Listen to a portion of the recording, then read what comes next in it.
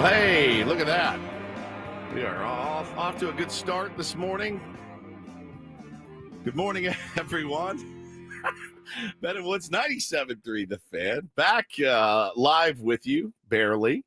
Paulie is still out sick, man. I talked to him yesterday. He sounds like he doesn't sound good. He's like, hello. And he's all stuffy and he can't talk. And I said, dude, please don't come in here.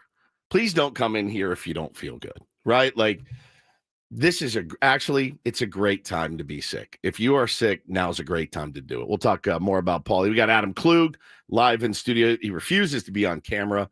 I think he's transitioning from bald Reindl back into Adam Klug.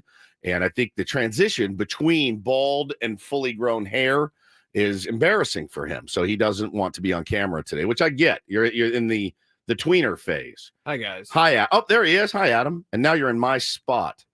And you look like you're at Guantanamo with a camera pleading for someone to come rescue you.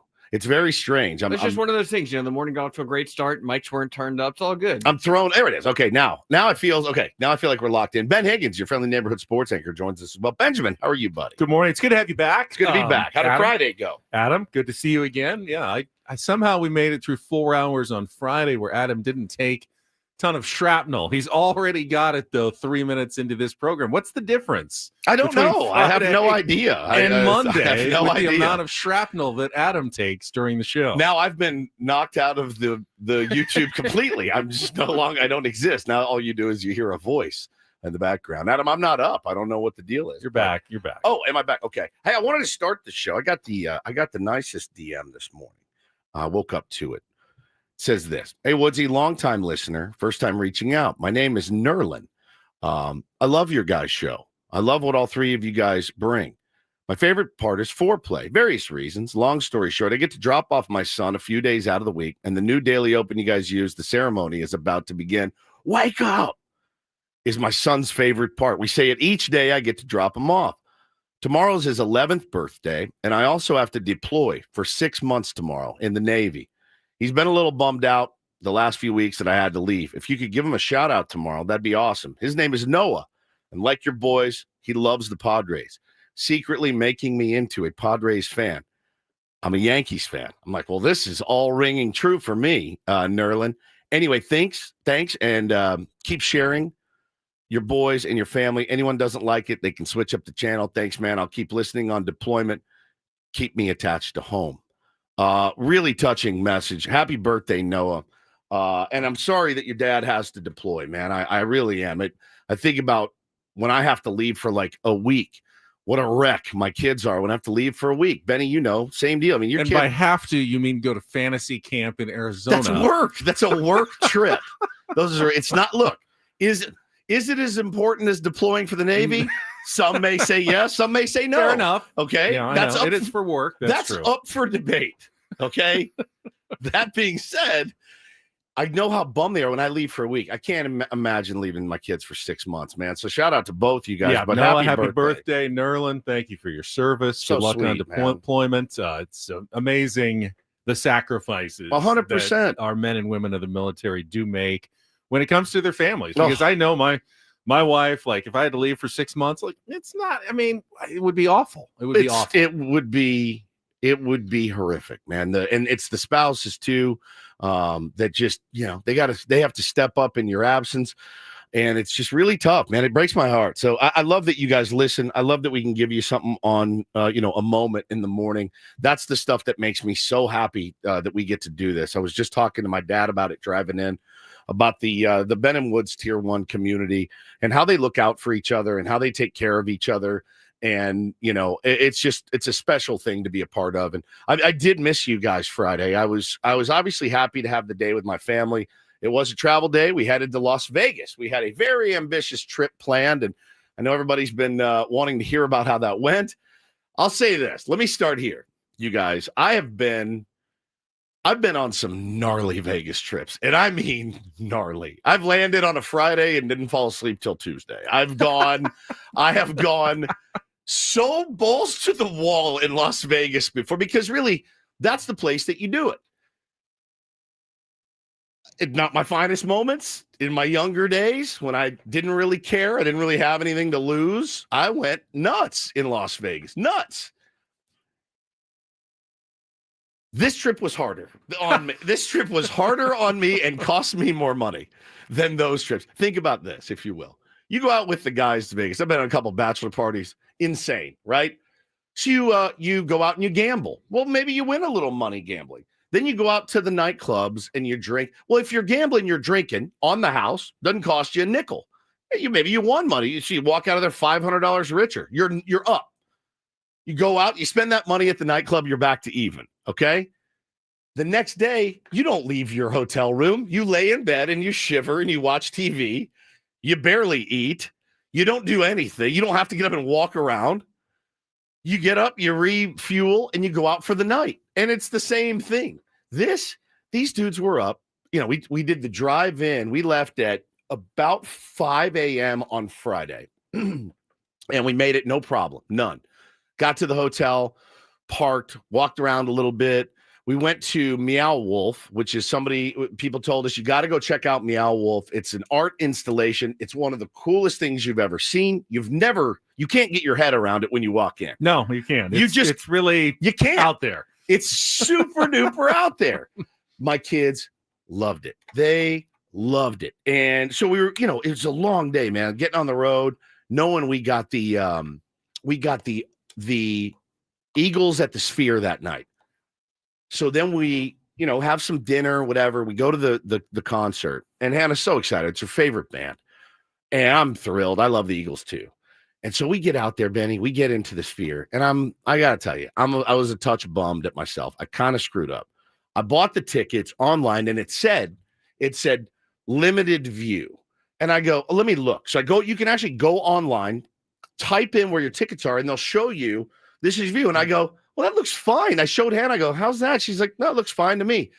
Little different when you sit down and half the screen is covered up by the overhang. Yeah. You can see the stage. Yeah. But you got see the entire sphere above you. That's what I was thinking. But you get about half of the screen, which is fine. I got a 7-year-old and a 4-year-old. The price difference would have been, enormous. So Hannah didn't complain about it. She was stoked to be there, and the kids were into it. And listen to this set list. Are you ready for this?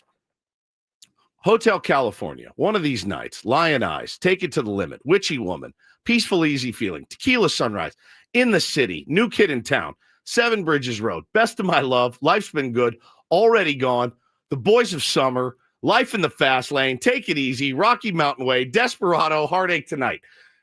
It's just like bam, bam, bam, bam, each one. So they came out. They sound great. Now they're old as S. They are old. They're old guys. They're in their 70s. They've been doing this 52 years together. Glenn Fry's son, Deacon, comes out, and he's in the band, and he's playing. When he started to sing his dad's songs, I was done, dude. Eyes filled up with tears. Listening to him sing Peaceful, Easy Feeling gave me the chills. I sent you guys video of Boys of Summer. How great did that sound? That was awesome. Henley still got it, yeah, but he's a malcontent of epic proportions. He walks up to the mic. This is how he did his intros. He goes, hi. The humidity in here is like 15%. Anyway, he didn't want to exert his related voice. To him. I gave him a huge malcontent. My wife said, you remind me of a Don Henley, Glenn Fry combo. Just two huge a-holes. So he intros the band, whatever. So I'm looking at the set list, and I'm antsy. The kids are antsy. Taylor's antsy. I look at Hannah, I go, all right, what's the plan? We can't stay till the very, very end because the traffic out of here, it was murder getting in. She goes, let's leave after Desperado. I said, deal. All we missed was Heartache Tonight, which, okay, fine. So we run, we get in a cab. Cab driver's taking us home. I look off to my left, and I go, what is that? And it was 2 police motorcycles, SUV, 2 police motorcycles. Okay, motorcade. So I said to Hannah, I go, that's the friggin' Eagles. They're next to us in their SUVs. They finished up Heartache Tonight, put their instruments down. They jumped in their SUVs. They're out. We asked our cab driver, where, this place, where they heading? He goes, oh, Four Seasons. For sure. They're getting a police escort to the Four Seasons. Pull up to the light. Hannah rolls the taxi window down. She sticks her face out and starts waving at the SUV. All of a sudden, You see this face get up right next to the glass. It's Timothy B. Schmidt, her favorite Eagle, by the way, the bass player, waving, hi, thank you, thank you. She's screaming in the car. It was the coolest moment of all time. He was so nice, so kind. So we did that show. Next day, wake up. I'll tell you, man, like, my kids are amazing. We had so much fun with them, but they're in that mode. Adam, you know this. You got 3. You had two boys, Benny. They're in the let's beat the S out of each other at every stage we can. Oh, yeah. If we're standing waiting for something, I'm going to hit you in the ear as hard as I can. Just a wham. Bo goes flying. Then Bo comes back and knocks Taylor out. And I'm like, what is happening? Hannah flips. Then I flip. I go nuts. And so it was that constant, just them. It was like a boxing match all weekend. Taylor's licking handrails everywhere we go. You just know that the norovirus is on its way any day. So then we went to Kiss Mini Golf, which was a blast. We had so much fun there. And then we went to meet Deftones. Now, Deftones was rad, but we had to wait like an hour and a half in line for the meet and greet. The guys could not have been cooler to the boys. They could not have been. Got pictures with just them. It was really sweet. And then Hannah and Taylor passed out for the Deftones show. So it was just me and Bo. Long weekend. And we stayed 18 songs, Bo and I solo, and then we skipped the encore because it was really loud and people were very, very intoxicated. It gets a little dicey. And so we split, but we had a really good time. And I got to be honest, the drive is what I was most nervous about. In and out both times. Like, so how no traffic. early did you leave yesterday to beat the Sunday rush out of town? So I was a little nervous, but we didn't get home till like 11:30. So we crashed pretty hard. And then you wake up and it's an hour ahead. And you're like, come on, dude. And so we left at about 7:30, 8, and made it no problem. I mean, we made it. We were home. Still going to be most people after a Saturday night in Las Vegas. We were home by 1. As long as you're out of there by 8 or 9, it's 10, 11 checkout time. Then the road to San Diego, Los Angeles it started bumper to bumper from Vegas to Bakersfield or Baker. Yeah. Baker, yeah. Yeah, it was, we did the first van trip. We did it. We got it out of our system. We now know we can do it. The boys were spectacular in the van. But it was great, man. It was a fun trip. I spent a fortune. And, in Vegas, you're like, oh, I lost $3,000 playing craps. I didn't gamble one time. I didn't have one sip of alcohol. I've never been to Vegas sober in my life. It was a completely different experience. That's the biggest difference, I think, between Vegas of now and Vegas of when, we first were going 20, 30 years ago. Used to be really only the gambling was where they made their money. Yeah. Like, they just try to get you to the tables. Everything else was comp, discounted. There was no like parking charges. Now there's parking charges at every casino garage, and nothing is discounted anymore. You know what? It's just as expensive as everywhere else. Plus, you've got the gambling aspect of it as well. You know what's super weird, you guys, is I'll say this, like, there's parts of Vegas that are thriving. We went to the Kiss World, which is in the Rio, and we went to the Rio, bro. It was like walking into a ghost town. They have ripped out businesses, bars. There's no bars like on the ground. There were 14 people in the Rio casino when we walked in. I was like, what is that? It was noon. I go, what has happened to the Vegas that I knew? The other thing, dude, this would have killed both Adam and Ben. This would have killed both of you. Finished the meet and greet. Kids are hungry. We had a reservation at a really nice restaurant. I go, we're not making another 2 hours. Hannah goes, let's go to Johnny Rockets. Oh, sorry, in case they're like listening. Ronnie Jockets is a restaurant that we found in the casino. It's similar. Ronnie Jockets. I go up. I order 4 burgers, 4 fries, 4 Cokes, 2 milkshakes. Could you take a guess? Take your guess. Ooh, for Ronnie Jockets. Burgers, fries, Cokes, milkshakes. Okay. $100. $135 before tip. And normally I'm just like, yeah, whatever, take it. I looked at her, I was like, are you sure? And she's like, no, yes, sir. $24.99 for a burger, fries, and a Coke.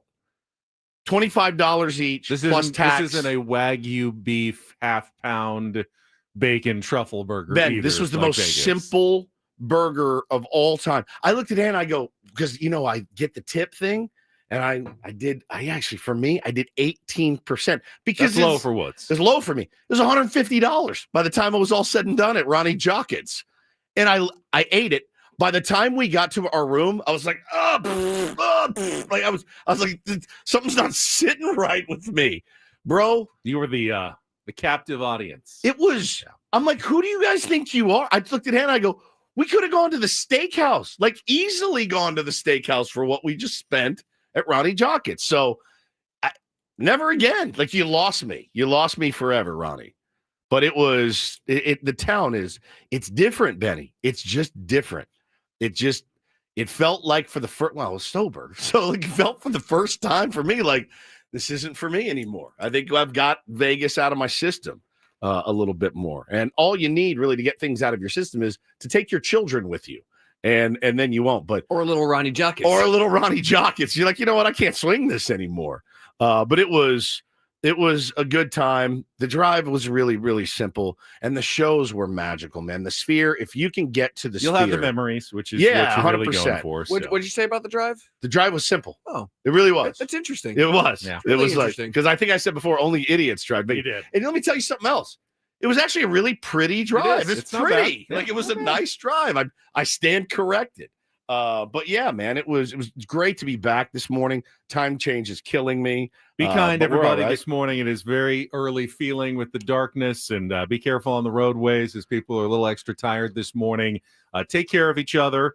We're going to get started here. It's good to have you back, Woods. Hopefully be Paul back. will feel better soon, and we get him back tomorrow or later this week. But we've got plenty to get to. We'll set the menu for the program. Lots of Padres. Some huge NFL news. SDFC, what a win over the weekend. Aztec's big win as well. Talk about all of it coming up on Ben and Woods. Get our first check of traffic here with Kelly Danick coming up. First, though, I'll tell you about Prize Picks. I was playing Prize Picks over the weekend. It's daily fantasy sports with over 10 million users and billions of dollars in awarded winnings. I was so close to a win. I needed one more point from Derek White in the NBA game between LA and Boston on Saturday for a big win. Didn't get it, but that happens sometimes. I will be right back at it with more Prize Picks this week. All you have to do is go to their website, download the app. It's very quick and very easy. When you sign up, use the code KWFN. You're going to get $50 instantly when you play your first $5 lineup. That's $50 instantly when you play your first $5 lineup with the code KWFN. Basketball season, obviously, pro heating up, but this is March, and it is tournament time, and you've got Prize Picks opportunities all week long, all month long. Check it out today at Prize Picks. Run your game. Must be present in certain states. Visit prizepicks.com for details.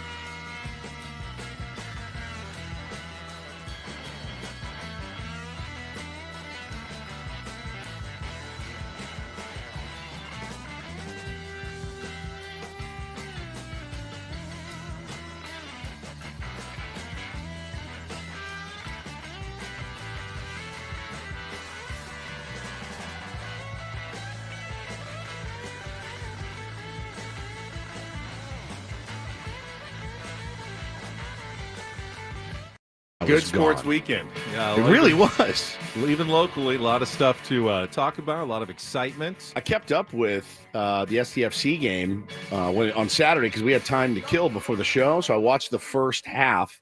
I saw them score, and I got a little bit panicked about First that. goal they've ever allowed in franchise history. Yeah. How do you do from behind? Not bad. How do you do from behind? I actually went and watched the game at the Seagull with a crowd, which was fun. When the goal tied it up, the excitement, everyone cheering. It's the nice thing about soccer. Goals are rare, but when they happen, they're super cool, super special, and super cool. And let me tell you, equally devastating when it happens against you. It's what a stomach punch. If the Padres go out and take on the Marlins and the Marlins score 1 in the first, you're not like, that's it, we're done, we're packing it in. In soccer, like you're like, it feels like giving up a grand slam, or because it's that significant. I mean, one goal is extremely significant in a soccer game, so you give it up, it's a punch to the stomach, no doubt about it. Yeah. But yeah, that was fun. Obviously, there was plenty of college basketball, watching the Aztecs and stuff. But do want to get into the Padres. We'll start there this morning and go through their weekend. I'll start by saying we spent this entire offseason, especially you, Woods, a lot of consternation about the Padres and the direction of the organization, ownership, payroll. Are they going to be retrenching? Are they going to be trading away big-time players to save money, to get under the salary, luxury tax level? And it looks like, and while AJ can always surprise, certainly looks like now heading into the season that none of that is going to happen. And a story that came out yesterday kind of reiterated that fact when Garrett Cole of the New York Yankees reportedly is going to need Tommy John surgery. He's getting a second opinion, but you know how these usually go. The Yankees are probably going to be without a major starter. They already lost Luis Gil for 6 to 8 weeks, probably a couple of months. Probably longer. They are now probably in the market for starting pitching. And Ken Rosenthal writing in The Athletic, significant trades in spring training are rare. San Diego Padres general manager AJ Preller, who has entertained conversations on Dylan Cease and Michael King, prefers to keep his team together, sources say. So after all the talk, all the trade rumors, seemingly every day or every other day involving Dylan Cease, Michael King, Luis Arraez, who are the Padres going to deal? They're certainly going to deal with at least one of them, right, this offseason.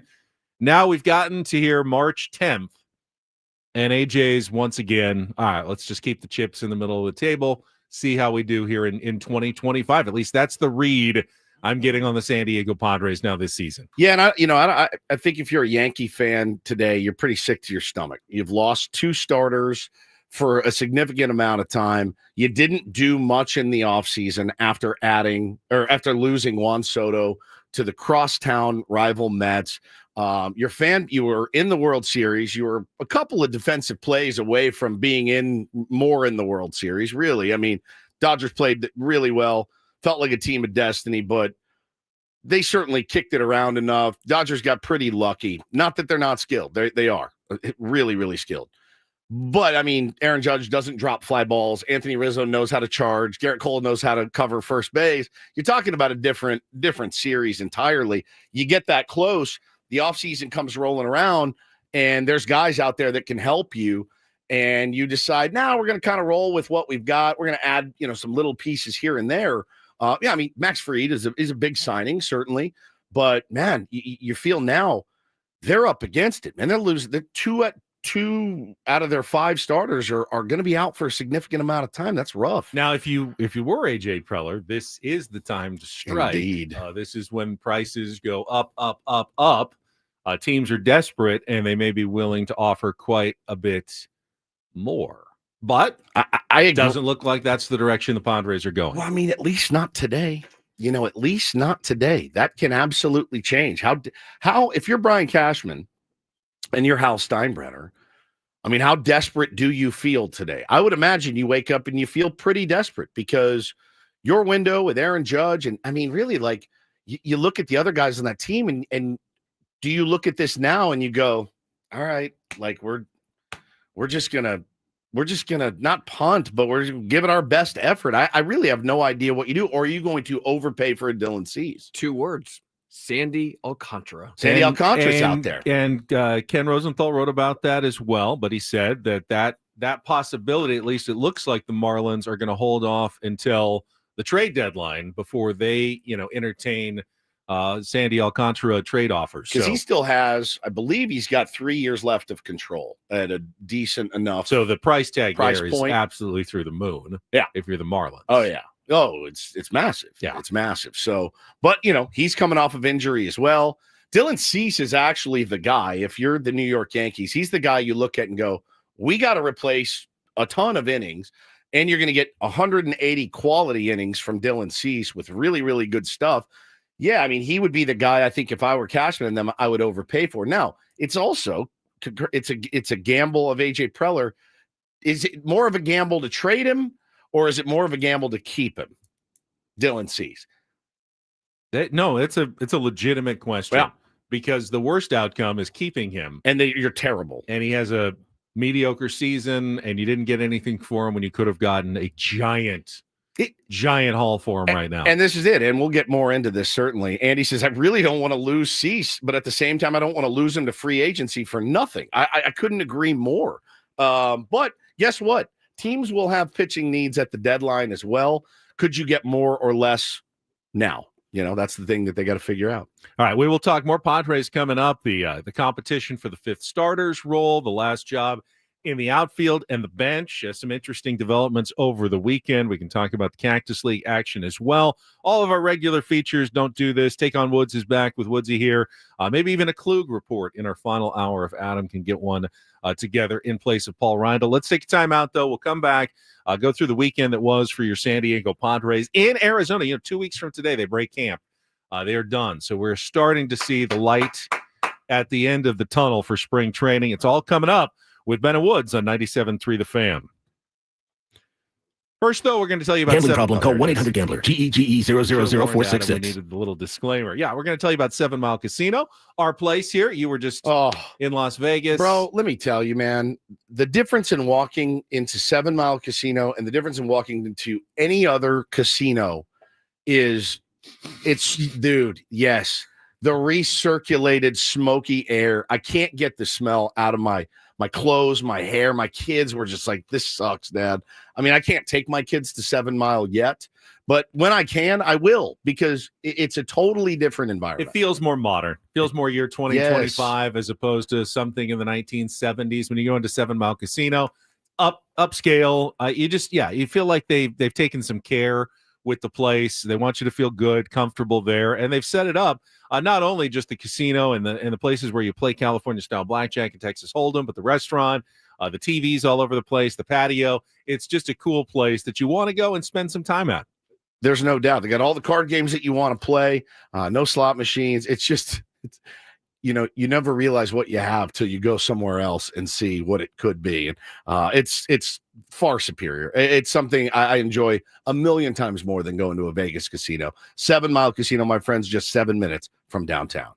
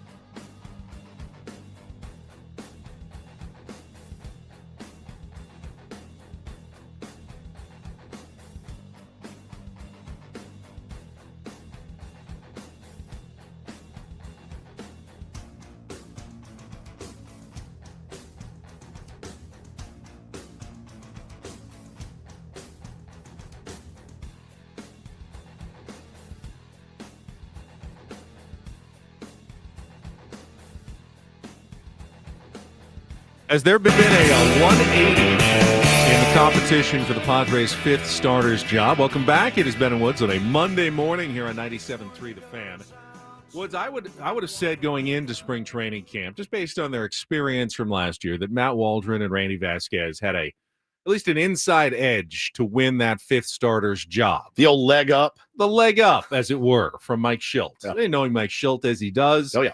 And we talked to him at FanFest about that, and again when we were there, and that certainly was important to him. He pointed out, Randy Vasquez made 20 good starts for us. Matt Waldron was basically kept the team afloat in the middle of last season. I think those two guys went in with that leg up in the competition. But as we've gone through spring training and another weekend passes, it's starting to look more and more like the two guys with the leg up for the fifth starter's job could be Kyle Hart and Stephen Kolek, with Matt Waldron 100%. and Randy Vasquez starting to fade back a little bit. Not that they won't have roles with the San Diego Padres this year, might still be important contributors, but you saw this weekend, and Stephen Kolek didn't actually get, because of the rain out on Friday, didn't actually get into a Cactus League game, but from what Sammy Levitt was reporting for us in Arizona and what others said, Stephen Kolek absolutely dazzled again in a backfield game.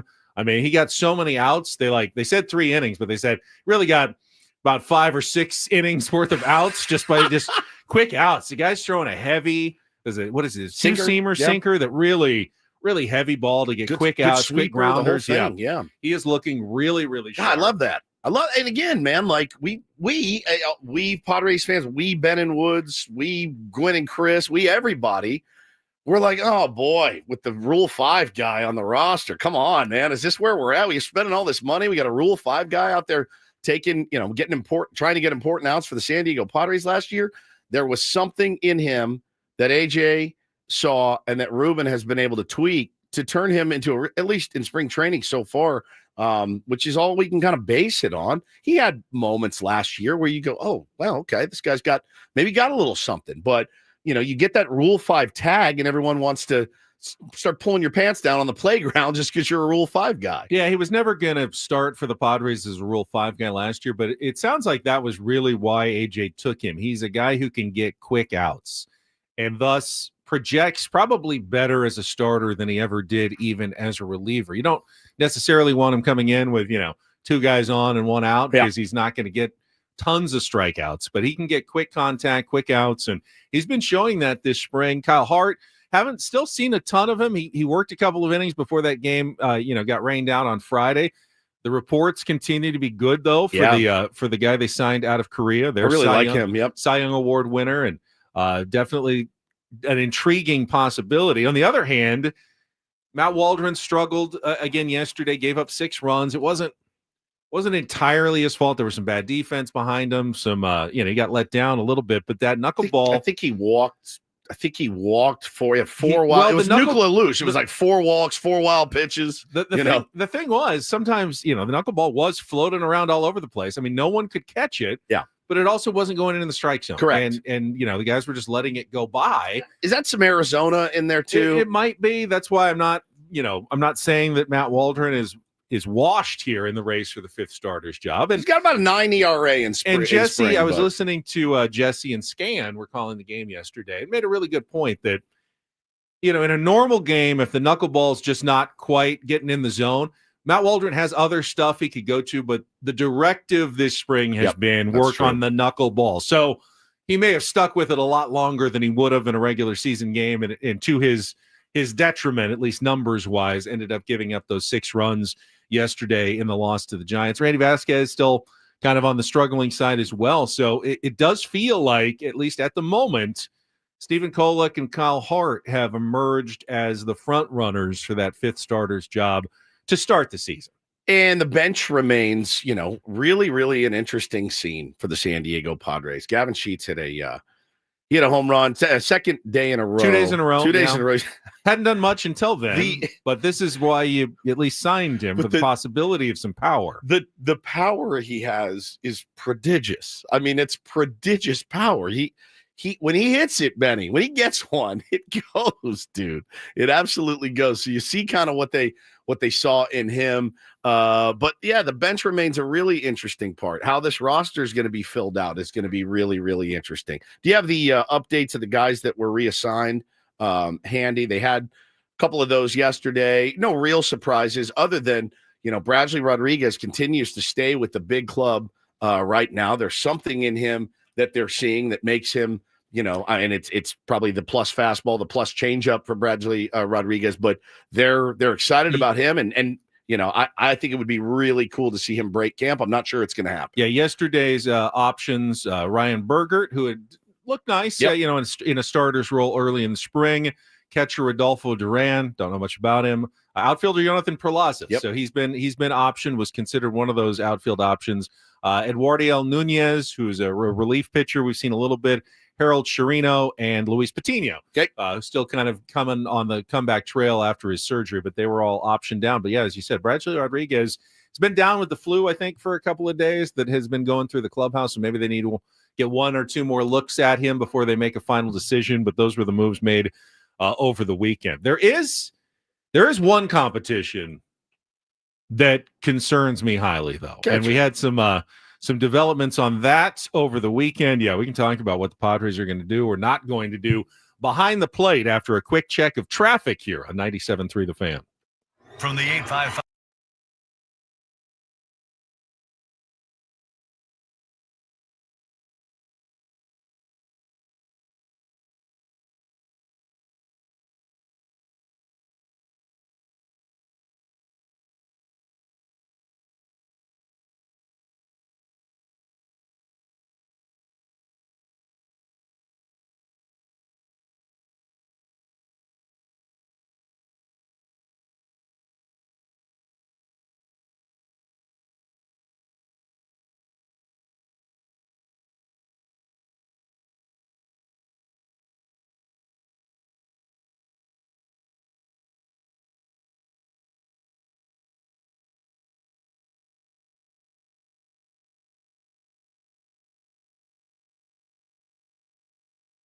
Fan. Yeah, a piece came out from Kevin Acey in the UT over the weekend that the Padres are strongly considering Martin Maldonado as one of their catching options this season based on his experience and defense, and that they are willing to accept the idea that they're not going to get much offense out of the position. You know what Martin Maldonado's current spring training batting average is? Is it 0.0000? Has he hit some balls I hard? don't know. I don't know. I don't think they're expecting How's it. the exit velo? But the fact that they are considering a guy who hasn't even gotten a hit in the spring, knowing that, offensively he's coming off his worst ever performance. It was, down in the low 100s in batting average. And that may be acceptable for the San Diego Padres. Like, if you could sign up for 180 right now, they'd probably take it and go, yep, you are now one of our catchers, Martin. Welcome aboard. Maybe 000 is even too much for the Padres to accept, but the catching competition is fairly bleak right now. Don't mean to be insulting to any of the guys, but Luis Camposano still looks, kind of ragged. He is not. There was a double yesterday, somebody said. Did he have a double yesterday? I think he had a double yesterday. Nice. So he's Big off Island to bum. 0-0-0. That's All good. right. Okay. That's good.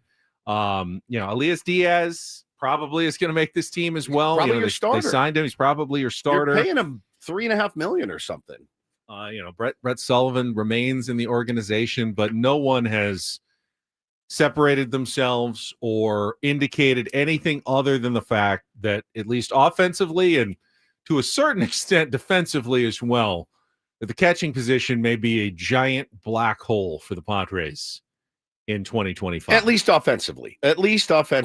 Yeah, because, again, Martin does give you some good defense. Although even that has been tough. Dipped a little bit in recent years. Well, he's he's gotten older. years old. Everybody does. Father Time catches up with everybody. So I just don't know. Is it possible to have a good team with one position that just isn't very good? Yes, Absolutely. 100%. You don't need all-stars.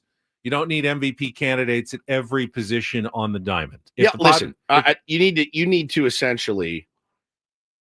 essentially plug this hole, right? You need 2 or 3 warm bodies, Ben, that can get a job done. To even listen to me saying it, like Steven Coronado, get a bunt down if need be, right? If you have to, right? Like Martin Maldonado, get ready to learn bunt, buddy. Whatever you got to do, just so that the 9 hole isn't dead, or maybe even the 8 hole isn't just a dead out every single time. But we got to the NLCS with Austin Nola starting, Ben. So yes, you absolutely can have a weaker position. Will Smith didn't hit for the Dodgers at all last year. I mean, did nothing. As soon as he ran his mouth about Profar, he had a terrible year, and they won the World Series. So I'm okay with it now. But yeah, it definitely needs to be addressed. Here's the thing: can we weather the storm for a year? It's a year, basically. Even less, maybe. Maybe. If you get to the trade deadline and you are, performing well, yep. There may be some options that are available that you can acquire at that point. The question is, can the Padres tread water for a few months? Right. With the catching position looking I think they can. I think they uninspiring as it does. I think they can. The intangibles for Maldonado seem to be off the chart. Sure. Works well with the pitchers. We have a lot of those guys. We have a lot of intangible guys. Yeah. We have the intangibles are pouring out of the clubhouse right now. They really are. We have plenty of leadership. We have plenty of veteran leadership. We have veterans that are able to play a couple of different positions. We're good. We're good on that front. We have good starters. We have good starting pitching. We have seemingly a pretty good bullpen. Like, if this is our biggest problem as it stands a couple of weeks away from opening day, I feel pretty decent about where the Padres are. Eric just says, we know we need a catcher that can hit. There's like 4 catchers that can hit. So we don't have one of those 4. We've got one of the 26 remaining. Or 3 or 4 of the 26 remaining. It is what it is at this point. I mean, I look around the league and I go, you got Salvi, you got Adley Rushman, who had a bad for him year last year. You've got the Ohapi kid that hits pretty good in Anaheim. Real Muto hits pretty well. Who? Wilson Contreras, but he didn't even catch anymore. William Contreras. William Contreras. Austin Wells is terrible for the Yankees. Like, you go around and you're like, all right, it's not like we're the lone team that has, maybe an offensive hole behind the dish. But again, I do think, if we can weather the storm, Ethan Salas is going to be the guy for the future. I do believe that. So it makes him almost a year away. It makes him almost completely untradeable, though. Which I was ready to move him 6 months ago. Like, if you could have attached to, somebody else and gotten rid of stuff. Yeah, I was looking at it now after seeing this. I go, man, it's dire. It's a reminder why he's so valuable, even though no one knows if Ethan Salas is really going to hit consistently on the big league level. You do feel like the defense is going to be there. He's going to have a job in the big leagues for a long time to come. You really do feel like the defense for Ethan Salas is going to be there. You really do. And if he hits, you just feel like, man, it's going to be a bonus, which is what you can say about a lot of catchers in the big leagues. Now for that last outfield spot, you feel like you've got options, and I don't really know that anyone has lost or won the job. I think Tirso's won it. Tirso's looked very good, but I mean, Oscar Gonzalez has played well. He has. Jason Hayward has the experience, and Connor Joe's been getting on base. Did it again yesterday. Had an RBI double. Yep. Been getting on base, almost at a 500 clip. Well, he can platoon. He can play it. He can platoon it first with a rise. Remember, you keep too many of those guys, then you won't have room for Gavin Sheets. There is a bit of a roster crunch. Oh yeah, big time coming for AJ Preller at the end of spring training, and some tough decisions he's going to have to make for the 25th and 26th guys on how he wants to do that. Eggy is another guy that has some versatility, played some shortstop over the weekend, and then you pick up over the weekend Jose Iglesias. Yep, he got in his first action for the Padres as well. That just makes the decision that much more difficult when it comes down to the final couple of roster spots for the Padres. Yeah, I mean, again, we're in a good position right now. You do feel pretty damn solid about. You feel really solid about 7 of your 9 positions on the team. I mean, again, catcher, it's gonna be somebody with a middling offense and okay defense. Left field, you feel we've got good options. Like we're gonna be okay there. And your other 7, you feel pretty good A about. little worried about the hitting up the middle in the infield at second base and shortstop. I mean, What do you mean? well, I mean Xander. Xander and Crony, Jake, whether they come through at the levels that you hope they can come through. Sure. At. That'll be pretty determinative for the Padres this year. Pivot Both players. those guys have good seasons. There's like the sky is the limit for the Padres. If they don't, you're going to need a lot of production from the sides, from your corners to make up for it. So they are very much pivot players offensively for the San Diego Padres. Coming up. All right, we'll talk more Padres baseball. Have our biggest fan as well as we move on here on a Monday. But how about our newest team in town, SDFC, goes on the road again and dazzles. And Coach Mikey Varas isn't even that happy with his team's performance. We can discuss a little soccer before we get to Don't Do This in our second hour on a Monday morning on San Diego's #1 sports station, 97.3 The Fan.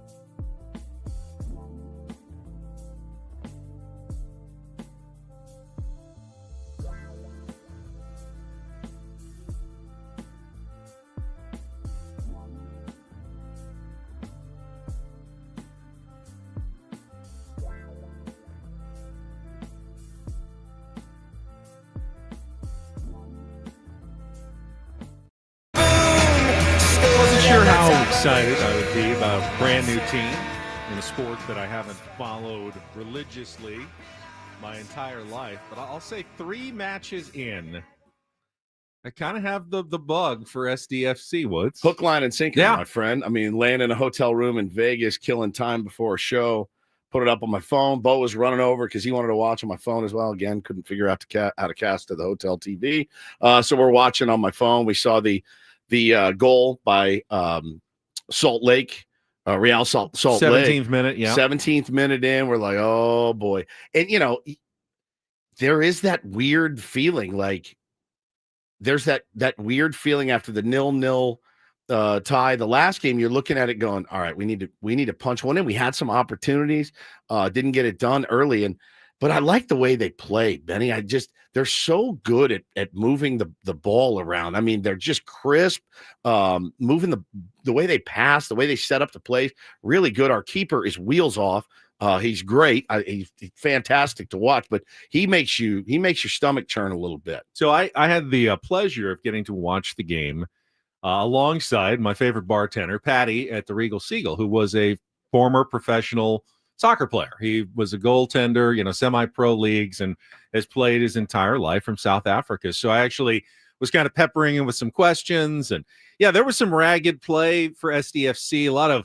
They're just in front of their own goal. They were playing very dangerously. Very loose. And he goes, just get it out. I mean, He's like, just yes, get it out of get there. Out. Get it out of there. Clear it. You're playing with fire here. And they did give up the 1 goal, but they eventually settled in. The goal to tie the game by I think Franco Negri. Yep. The header right before halftime, 43rd minute. What a sensational play that was. And Patty was kind of explaining to me, he had to put all of the juice into that as well by just throwing his body, his head at it to get enough speed where it got past the Real Salt Lake keeper. Really a phenomenal goal that changed the momentum of the game. You go into halftime down 1-0. You haven't scored in 3+ halves. It's a little different when you've got the goal now. You've got some momentum, and both teams had some opportunities. Had some good goalkeeping again by CJ Dos Santos that kept it a 1-1 game. SDFC had some chances, but no one could score, and it looked like they were headed for another draw, which you'll take. I have learned if you're on the road, you will very much take that draw and that point and run and go, yeah, we're good. But instead, they get to stoppage time, and the first minute of stoppage time, the guy who has emerged now with Chucky Lozano injured as the new star for San Diego FC, Anders Dreyer scores his 3rd goal of the season. Got a nice bounce back on that crosser over the middle, put him in perfect position, and put it right between the keeper's legs. It is goal. When they score, it is elite. It's a home run, hit 460 feet. But even that, you feel like you see it all the time. This is different. And I go back to, we had Darren Smith in here a couple of weeks ago before the opening match, and he talked about this team and their identity and what he said. And it's hard. Like you hear it from the coach's mouth before you've even played a match. You don't know how it's going to line up when you get out there. You don't know if you're going to be overmatched, far superior. But he talked about this team. They want to score. They realize they're going to give some up, but they want to score. And Mikey Varas talked about it too after the game of like, yeah, a lot of teams are going to be content with that 1-1 draw, and they're going to kind of play not to lose for the rest of the game. They didn't. They went on the attack, ended up scoring 2 more, which was just phenomenal. They were underdogs in that game. They were on the road. I took them as dogs. I was pretty stoked on that. Salt Lake's perennial playoff team, and it's altitude. It's a good win on the road. JWW points out in the chat, and I do have to learn the players a little bit more. I'm still getting familiar, but he said Dreyer's goal was amazing. The drive to the goal, even more impressive. Yeah, coming down the right side of the field, guy passed it to himself, sprinted past him and beat him. That set up the whole thing that gave them the opportunity to score. Was really exciting. And as you said, Ingvartsen added that insurance goal late as, Salt Lake was desperately looking for an equalizer, didn't get it. So SDFC wins again. They're now 2-0-1. Still unbeaten in franchise history. Pretty awesome. And they're now in 2nd place of 15 teams in the Western Conference. After 3 games, it's still early. You were just commenting before the show. There's more games than you realize. Yeah. It's not football season with 16 even though they only games. play once a week generally. It's like a 34 game regular season. They're playing all the way into the fall, so they've got a long way to go. But what a phenomenal start for San Diego FC. Now they come back with another tough game against Columbus on Saturday night at Snapdragon Stadium. Still looking for that first home win and home goal. Be nice to get that excitement in front of their own fans. Yeah. They've had plenty of excitement on the visiting side, but let's get some for the home fans now. Let's not be the team where you have to travel to a remote location to go watch you win a soccer match and score some goals. Let's use that home field advantage and try to keep this thing rolling, man, because I got to admit, it has been really, really fun to watch. These guys are good, dude, and you lose Chucky Lozano, you have guys step up in his place, and it's been really, really fun. And it's appointment viewing 100% right now. Not the only local teams to win over the weekend. On Friday night, the San Diego Seals improved to 1-0 in franchise history in games that Stephen Woods misses at home. My first one, man. I got to tell you, this weekend was so uncomfortable for me. We planned this trip. Their entire franchise. You've been there, right? Every home game, right? Yeah, I've never missed a game.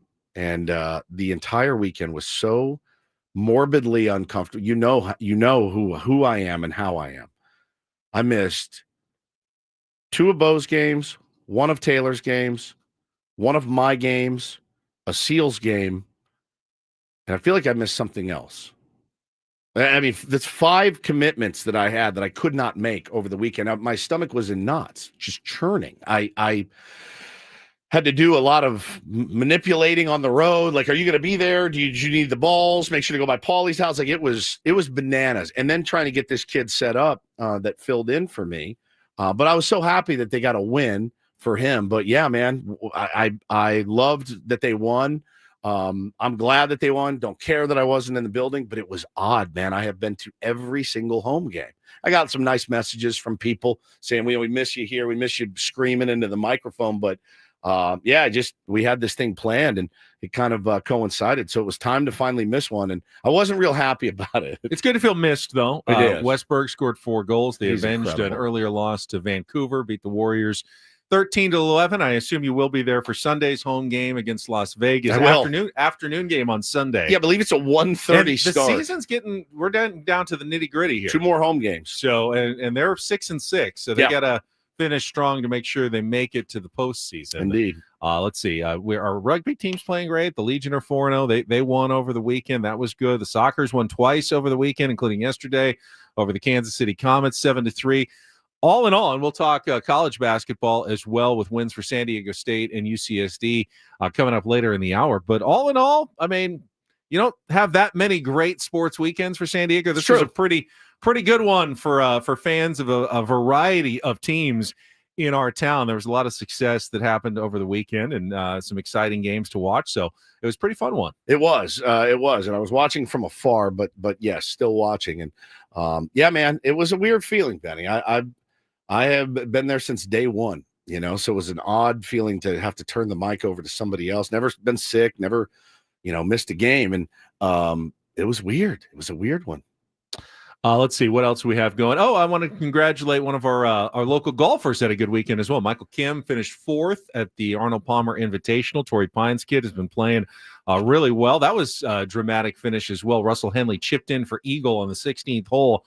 Colin Morikawa had led pretty much all day. Looked like he was going to cruise to the win, and it was a bit of a turnaround. And this week's the Players Championship with the Island Green at Sawgrass, one of the biggest events of the year. So golf season is kicking up as well. Just a lots going on this weekend, and we're now just 2 weeks away from opening day. 2 weeks from Thursday now for the San Diego Padres for opening day against the Atlanta Braves. So we're getting into that finally the summer season is ahead of us. I know it's still technically winter, but time has changed. The sun's finally coming up now after 7 a.m. It is so hard to get used to that time change when you get up early in the morning. Last night trying to get the kids down, no problem. They were exhausted from the trip, but we pushed their bedtime back like 45 minutes an hour, which is brutal on us, because we like to get to bed early. I got to get up early. So, well, they sleep later in the morning, though. Yeah, but I'm here. Yeah, I'm here. So it doesn't affect me.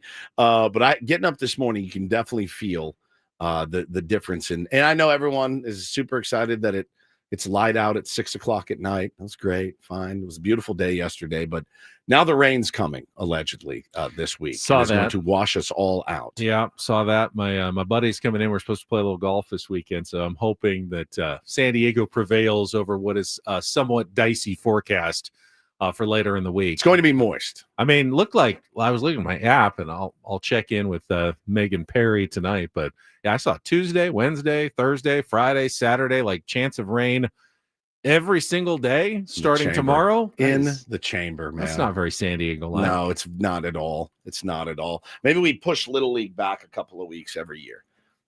You know what I mean? It's funny. You could have played the last 7 months. Right. You would have had no rain whatsoever. Mhm. But now we need it. It's just Of course. all comes a little too fast. That's for right. us. That's right.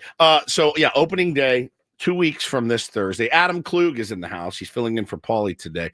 Do we have any plans yet, Kluger, on where we're going to be and what we're going to do? The usual? Yeah, I believe we've got our plans locked up. We will absolutely be out and about broadcasting downtown. Cool. I'm 98% sure we've got the location. I guess I just don't want to say it yet in case. It's Just in not case confirmed. something falls through. Okay. Yeah. All right. Going to be, I mean, it's always a blast. Being down there opening day is It's a blast. day game. Is the Yeah, first It's a opening day? 110. 110. Assuming On we a don't Thursday? get rained postponed like we did last year. That was 2 pushed years back ago. 2 years ago. That was the worst. Where it was pushed back. The yeah. Blake Snell start, we got smoked. It was by the Rockies. It was horrible. It's a playoff rematch. Yeah. Braves coming in town. See, Jerks and Profar over the weekend. Scary moment. No. Crisis averted for the Atlanta Braves so far. Spent a lot of money to bring Jerks and Profar in. He's going to play left field for them. He's going to be hitting high up in their lineup. And he, in spring training, goes and dives for a ball and rolls over that wrist. And they said, oh, God, this looks exactly like what happened to Adam Duvall a couple of years ago. He was out 6 months or whatever. Profar, they said he's okay right now. But Apparently a bone bruise expected to be ready for opening day. I mean, you dove so hard you bruised your bone. Maybe you let up and it's spring training. I would tell my guys, do not leave your feet. Don't leave your feet. Unless you are trying to make this club, don't leave your feet. Jackson Merrill, you stay on your feet. Fernando Tatis, Manny, all you guys, don't dive for a ball. Don't overexert yourself. Get your work in. But, I mean, straight up play it like Roger Dorn, dude. Really. Like, do not leave your feet for a ball. Olay. Olay it. I don't care, man. I know what I've got with you guys. But if you're Tirso Ornelas, yeah, man, leave your feet. Do what you got to do. But for Jerks and Profar to roll up over his wrist, I mean, Atlanta Braves Nation was in shambles yesterday. Turns out he's going to be okay. Don't Do This is coming up next. I have a teammate versus teammate lawsuit involving a golf cart and something I actually have personal experience with. Boy. We can talk about that coming up. Kelly's got some traffic. First, though, Woods is going to tell you about Underdog. Oh, man, I've had so much fun with Underdog. You guys know that. It's been a blast, and you guys know how daily fantasy works, right? You just pick higher or lower on player stats. And look, admittedly, not the world's biggest basketball fan, so I'm kind of biding my time for the tournament, the college basketball tournament, and I'm biding my time for baseball season, which is where I feel like I'm really going to shine. But now Underdog is available to play right here in our state of California. All you have to do is download the Underdog app, use the promo code WOODS when you sign up to unlock a special offer of up to $1,000 in bonus cash when you make your first deposit. Got all your favorite leagues, teams, stars to choose from. Create entries with, you can do some basketball, some golf, some baseball when it gets started. It's going to be fun. You can play with as little as $1. To get everything right, you can win up to 1,000 times your money. So very simple. Just download the Underdog app, sign up, get $1,000 in bonus cash. Use the promo code WOODS. Must be 18 plus, 19 plus in Alabama and Nebraska, 19 plus in Colorado for some games, 21 plus in Arizona and Massachusetts. Present in a state where Underdog Fantasy operates. Terms do apply. Void in Colorado. Concerned with your play, call 1-800-GAMBLER or visit ncpgambling.org. In Arizona, call 1-800-NEXT-STEP or text NEXT-STEP to 53342. In New York, call the 24/7 Hope line at 877-8-HOPE-NY or text HOPE-NY.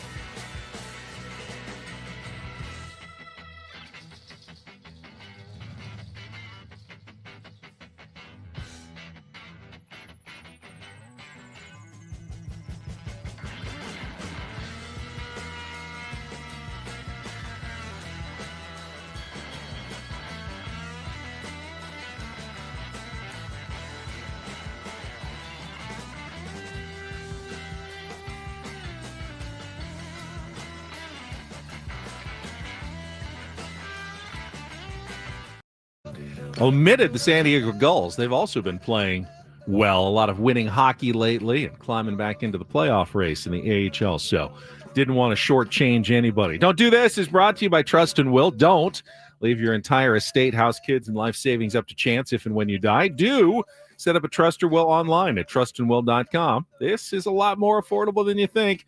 Visit trustandwill.com for more info. All right, I'll start with a story that I actually have personal experience with. Arizona State running back Cam Scatterbo was kind of a sensation, led his team to the college football playoffs last year, nearly upset Texas. You were a running back No. led your team to the national championship. Wow. That is not where I have experience. Okay. Cam Scatterbo, is actually being sued. You got sued by a former teammate. No, that's not what I have the experience with either. All right. Here's what the story is. So, allegedly, former Sun Devil Matios Catagaras alleges that Scatterbo caused him serious injury by jumping onto the back of a golf cart Catagaras was riding in.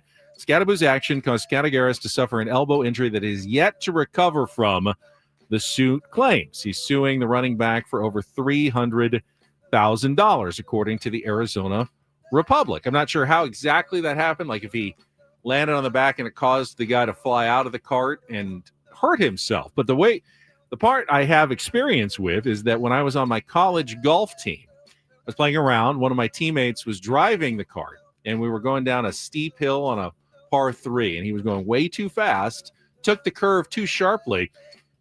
Eric jumped out as the driver, very, very gracefully, actually, like jumped out of the cart, landed no problem, leaving me in the cart that was then tipping over, fell over on top of me. Oh. I completely, like, my arm was all battered and scraped up, and I was pretty mad, that I don't mean to he laugh, was the one. but He was the one who was driving recklessly, and I was the one who suffered all the consequences of the golf cart injury. all right, so I'm going to understand this again. He's driving. You're in the passenger Yes, seat. You I'm in were the not hanging on the No, back. I was not hanging. I was just sitting in the passenger seat. And he bailed. He hits the turn hard and realizes I'm that dead. he's not going to make it. So he just jumps out, Ejects. gracefully ejects, And lands on his keeps feet, running. just takes a couple of steps and stops. I cannot, because I am now. I didn't realize we were going to tip, so I'm now in the cart that is falling over the cart path. I land on the inside on the concrete, so my right arm completely down. I'm lucky I didn't break anything or suffer a worse injury. It was just a bloody mess that I had to deal with at that point. But I was not too happy with Eric Bianchini and his driving in that situation. Hey, save yourself. I did not sue him, though. You could have. I could have, though. I did not sue him like Cam Scatterbo's teammates sued him. I'll admit it, pretty reckless golf cart driver. I like to go fast. I take sharp turns. I've almost killed Paulie several times. I don't know why anybody rides with me anymore. They have those governors on more They carts do. now, where if you're going downhill or steep slopes, they will just slow you down to almost nothing. But if you know maybe somebody that works at the club, they can teach you how to turn that governor off. And I might know a guy that has enabled me to do that. It's a fun little trick that you can do. But now, I mean, would Paulie sue me? I don't think so. But if I really hurt him, he probably would and could. Well, I mean, look. I would hope you would take care of him if you Of really course I hurt him. would. Of course Apparently, I would. Cam Scatterbo is not taking care of his teammate. Well, he's about to get drafted. He's Yeah. going to make some money. Yeah. You better stroke this guy this check, let it go away, and call it a day. I know that we've talked about Firefest before many times, the scam music festival that ran afoul of authorities. And I think the guy served time in prison for scam and fraud and all this. Well, he got out of prison and is going to run it back. Firefest 2 is officially on, and they've booked, Ben, their first big name performer to perform at Firefest 2 down in Mexico. It's Antonio Brown is going to be the first guy on the billboard, on the marquee. He is a rapper. He promised in a video that he will entertain the masses at the newest iteration of Firefest in Mexico. It kicks off on May 30th, so we're getting close. He said, be there or be square, and make sure you put that S on. If any of our audience is listening and you're going to Firefest. I'd like you to find another radio show. I really would. I saw a story last week that the venue where Firefest 2 is supposedly going to be held, They didn't know. doesn't know anything about it at this point. But Here's my question.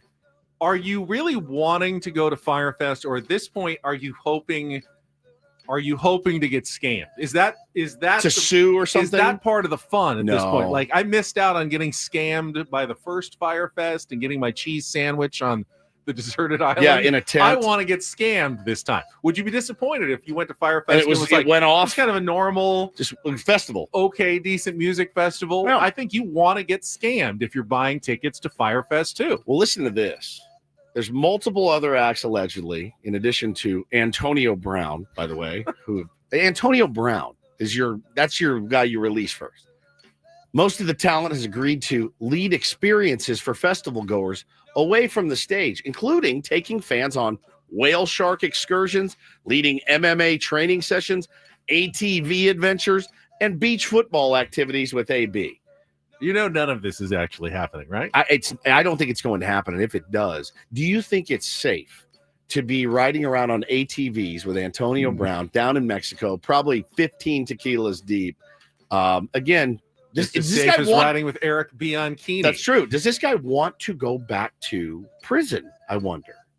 It can't be good. If anybody out there wants to go this, please got to look yourself in the mirror and ask why. Why do you want this? So that's we will keep you abreast of that. I'm fascinated by it. Finally, a little do this for a Monday. DD Mega Doo-Doo. Yeah, pretty cool. From college baseball, the UC Santa Barbara Gauchos hosting Cal State Northridge, the Matadors. 9-8 Matadors in the bottom of the ninth inning.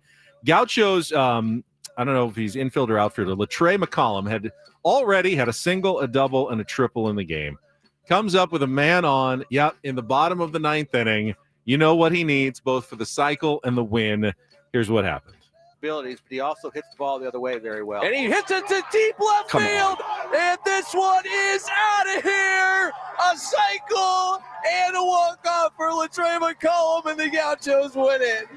How big is that? Wow. Oh, my. We talked about it earlier, and he comes up huge for the That's so Gauchos. sick. Oh, my. Sick. I'm out of my seat. I don't believe it. Latrey McCollum circles the bases with his second career homer. Just second A home run ever. cycle and a walk-off, and the Gauchos sweep the Matadors. That's pretty cool. Now, this is the first cycle for a UC Santa Barbara player in 28 years since Michael Young did it in Ooh. 1997. Texas Rangers legend Michael Young. Wow. From the University of California at Santa Barbara. That's pretty cool, man. I mean, a cycle is rad. I wouldn't know, but a walk-off cycle, that's I've going to never be gotten, one of the I've never rarest. gotten close to a cycle. I think any game I hit a home run in, I didn't get it. I Well, didn't. the triple's the hardest. Triples you get pop for me. Are you kidding? Home run's pretty tough. Home run's But pretty at least tough. you don't have to sprint. That's If true. you get the home run, they can't get you out. But the triple's the impossible one. I mean, and then to win the game with the homer to get the cycle is pretty elite. That's a good dude. Talk about unlikely cycles. You know the Marlins shortstop Xavier Edwards? Yeah. Wasn't He he had- a Padre? Former Yeah. Padre. He hit one home run last year. Cycle home run. Cycle home In run. that game, he hit Wow. the cycle. Pretty sick. Pretty And sick. that's don't and do this for a Monday. That was Don't Do This with Ben and Woods on 97.3 The Fan. All right, speaking of college sports, talk a little hoops when we come back. The regular season is over. Has San Diego State done enough to punch their ticket into the field of 68, or do they still need to win at least one more game in the Mountain West tournament? We can talk about their game on Saturday night and more, UCSD as well. Coming up next with Ben and Woods on San Diego's #1 sports station, 97.3 The Fan. First, though, Woods is going to tell us about Loan Pronto. Oh, listen up, my fellow home-owning friends. If you own a home right now and maybe you're in a little bit of credit card debt, you built up some equity in your home, what could you do with an extra $75,000 or even a couple $100,000? You can get that money in less than a week with Loan Pronto. They are the leader in quickly converting your home's equity into cold, hard cash.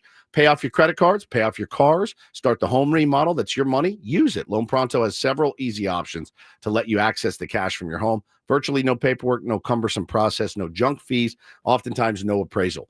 The average homeowner now has over $300,000 in equity. That is your money. Use it, get it out, use it for what you need it for. You can get approved in as little as a day. So act now with no hard credit pull up front by calling 619-207-4336 or going to loanpronto.com. Get the money you need for anything. 619-207-4336 or loanpronto.com. Equal housing lender, NMLS 1661781. Subject to lender approval, NMLSconsumeraccess.org.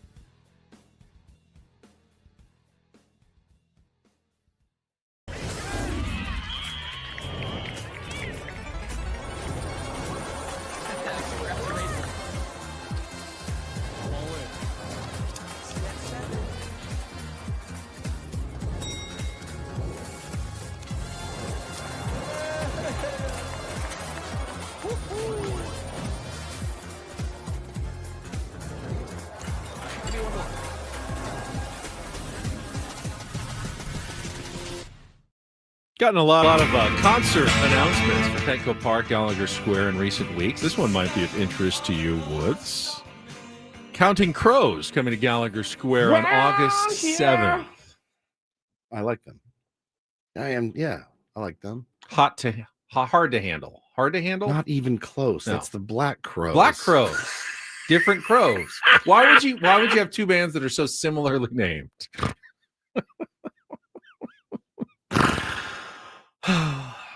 Not the musical expert on this show. I understand. We're very that. clear on that, right? But I mean, well, what's one of the Counting Crows songs then? Round Mr. here, Jones. Mr. Jones. There we go. Yes. Mr. Jones. Yes. They have a lot of hits. Yeah, Different Crows is a great name for a third Crows band. We're Different Crows. The tour will feature special guest, the Gaslight Anthem. Oh, I like the Gaslight Anthem. Although in San Diego, they should be the Gas Lamp Anthem. That's true. Yeah. That's a good combo. It's a weird combo for me.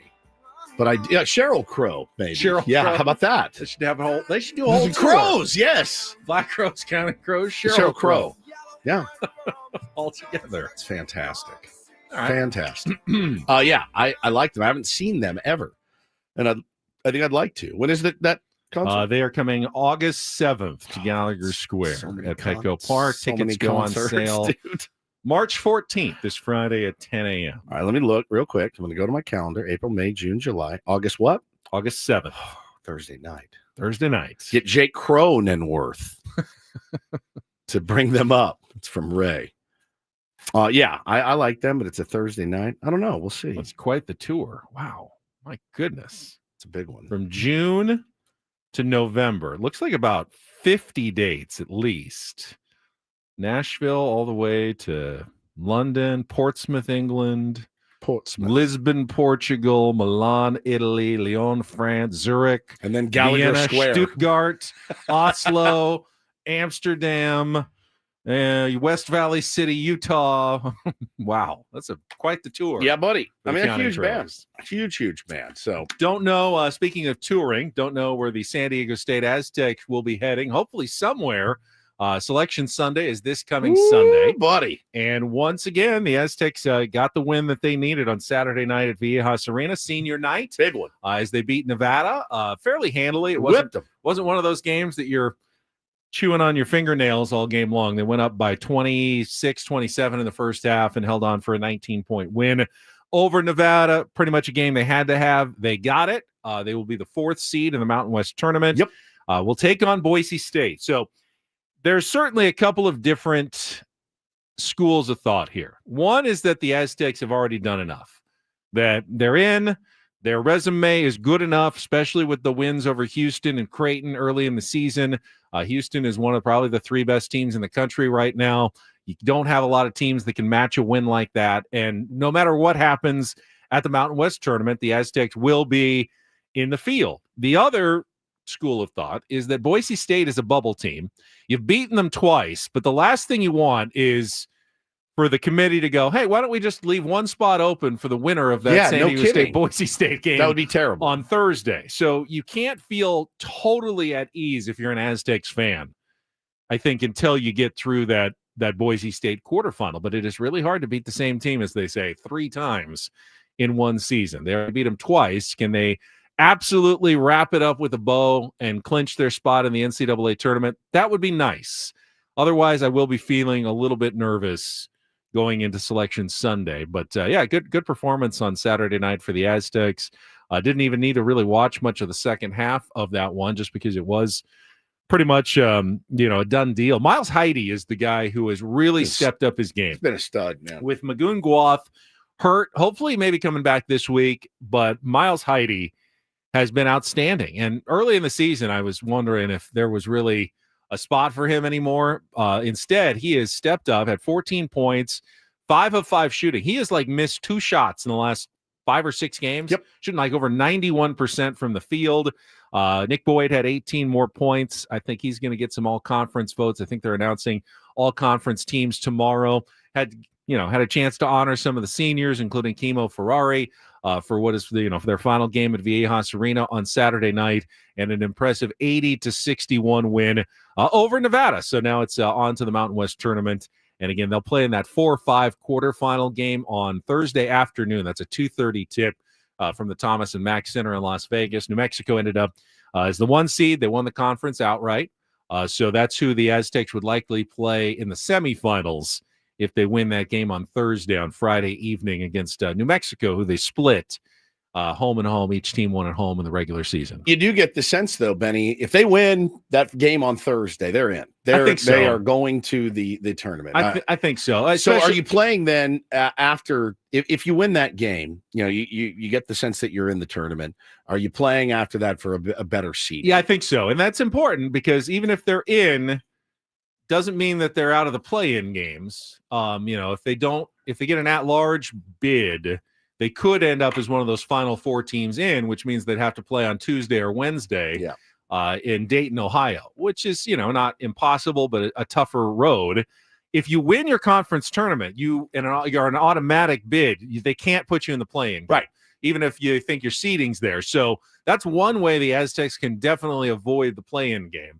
Now, if they beat New Mexico for a second time, that probably would be good enough to bump them up to a 10 seed and avoid the play-in game as well. But are you underselling this team right now and where they're going to be? Maybe a little bit. I'm so scarred by. Yeah, of course, I get it. Years of not having respect for San Diego State. It's almost weird to live in a world where you expect them to get maybe even a little bit more credit than they're due because of their Final Four run to the national championship game and just the consistency that they've shown under Steve Fisher and Brian Dutcher. That the committee's probably maybe thinking, like, of course they're in. Are you crazy? It's San Diego State.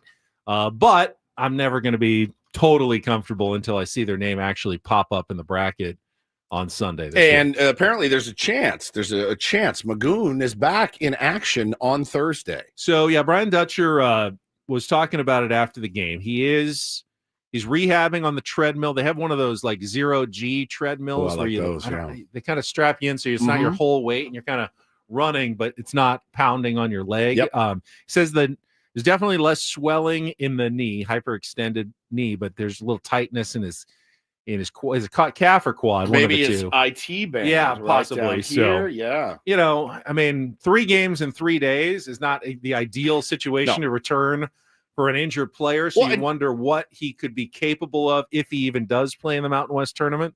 Like the thought of teams having to prepare for him as if he may be back. True. The decoy bit, if you will, because again, Benny, if he's in there, it changes what you're going to do offensively, defensively, everything. So the threat of Magoon being back it may be enough to beat them for a 3rd straight time, honestly. So yeah, you get that win, Benny. You feel pretty good about this team playing in March and in the tournament.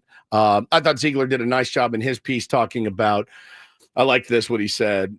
He said, the bracket matrix aggregates 92 projected brackets. The Aztecs appear already in 89 of them. And he said that bracketologists obsess about the conference tournaments, but the NCAA tournament selection committee really does not. So again, for posterity's sake, for a little extra deep breath, you win that first game and you're probably okay. You do want to avoid a bunch of bid stealers, teams that win their conference tournament that wouldn't have been in the field otherwise, and then that steals bids away from the last few at-large teams. Correct. Like yesterday, really good news that Drake won their conference tournament. What is that, the Missouri Valley? Because they were going to get in either way. Drake's a good team, but the team that they were playing, I think Bradley, would not have been in. So when you have those situations where a potential at-large team loses in their conference tournament, that could be bad news for San Diego State and for UCSD, which also remains a candidate for an at-large and automatic bid. They finished their regular season on Saturday with a 68-57 win at UC Davis, clinching their first ever outright Big West title with an 18-2 record, finishing 1 game ahead of UC Irvine. With that, they automatically get a bye into the Big West tournament semifinals this week in Henderson, Nevada. They will play on Friday as the number 1 seed in the semis against an opponent to be determined. They win that, then it's on to Saturday's championship game, likely against UC Irvine, but depends on who wins the other semifinal. With the automatic bid on the line, the question would be, if they lost in that game, could UCSD, with a much better net ranking than San Diego State, but not nearly as tough of a schedule and playing in a lesser conference, could they actually get an at-large bid if they don't win the Big West tournament? Would love to see it. Would love to see them in there as Two well. teams Would be in. Here we are. super We're fun. last week, and it's very much a possibility that San Diego gets multiple teams into the NCAA tournament. Super fun. All right, let's check traffic. I want to get some of the football headlines were coming fast and They furious. sure were, man. Yesterday, and we can talk about some of the big moves in the NFL after a check of traffic here on 97.3 The Fan.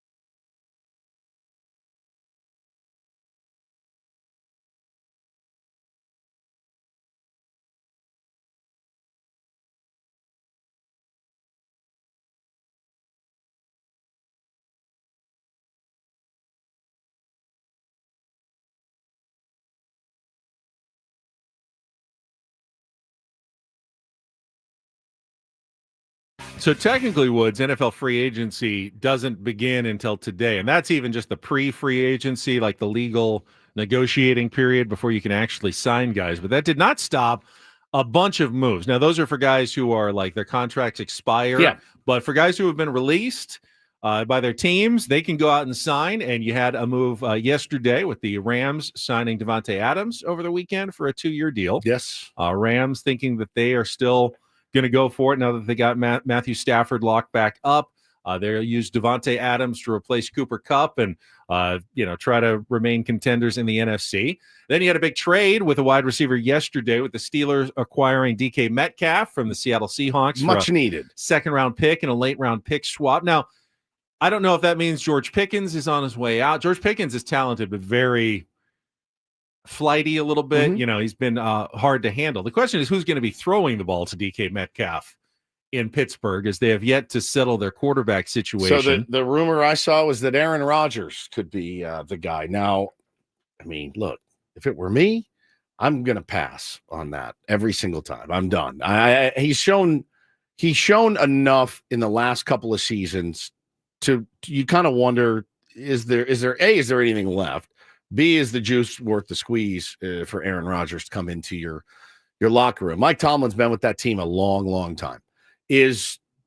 Could that relationship foster a new Aaron Rodgers? I don't know. Or if you're Mike Tomlin, are you like, I've been here so long, I can do what I want? Or is this going to be the nail in my coffin? I mean, there's a lot of different ways it can go. I mean, the other teams that, that have been discussed, like Seattle, yep. I mean, but, they're clearly in a rebuilding phase. Yeah. That would just be, if Aaron Rodgers wants to win, the best place for him to go, I think, would be Pittsburgh. Well, who says Aaron Rodgers wants to I don't win? know, He but went to the Jets. I mean, if you want they thought they had a good team. They had a great defense when he showed up. They did. And I get it. He got played hurt. 30 seconds and got hurt. I understand. Geno Smith, I don't think Mike Tomlin's going to put up with a bunch of Aaron Rodgers nonsense, though. Now, if Aaron what's your Rodgers alternative? can play Mike Tomlin's game, I think they could actually be a good team and be successful. Well, what in Aaron Rodgers would lead you to believe that he's willing and ready to change for one more season? I don't know, man. I just don't know. I really, really have no idea. DK it's a big move for them. Yeah, I mean, they already gave him a 5-year contract Yeah. extension, so he's locked in for $150 million. But the quarterback situation remains up in the air. Not up in the air is the quarterback situation in Buffalo, where Josh Allen got a record-setting $330 million contract through 2030, $250 million guaranteed. And Locked I up. don't think anybody has a problem with that. No. Buffalo or elsewhere. No. I think Josh Allen He's earned it. You're going to trust someone for the next few years. He's That's our tough. guy, yeah. He's productive. He takes your team to the playoffs. He gives yourself, I think, a chance to be Super Bowl contenders. So a no-brainer for the Buffalo Bills. And how about the Cleveland Browns making defensive end Myles Garrett the highest paid non-quarterback in NFL history? Just days after his trade demand, maybe that was a bit of a negotiating tactic because he gets a 4-year extension. He was so adamant. He was. He was so adamant that he is not. I'm not. Coming back here. Bargaining only works when the other side believes you would. Adam, So I'm out right now. That's it. I'm walking away. Walking out the door.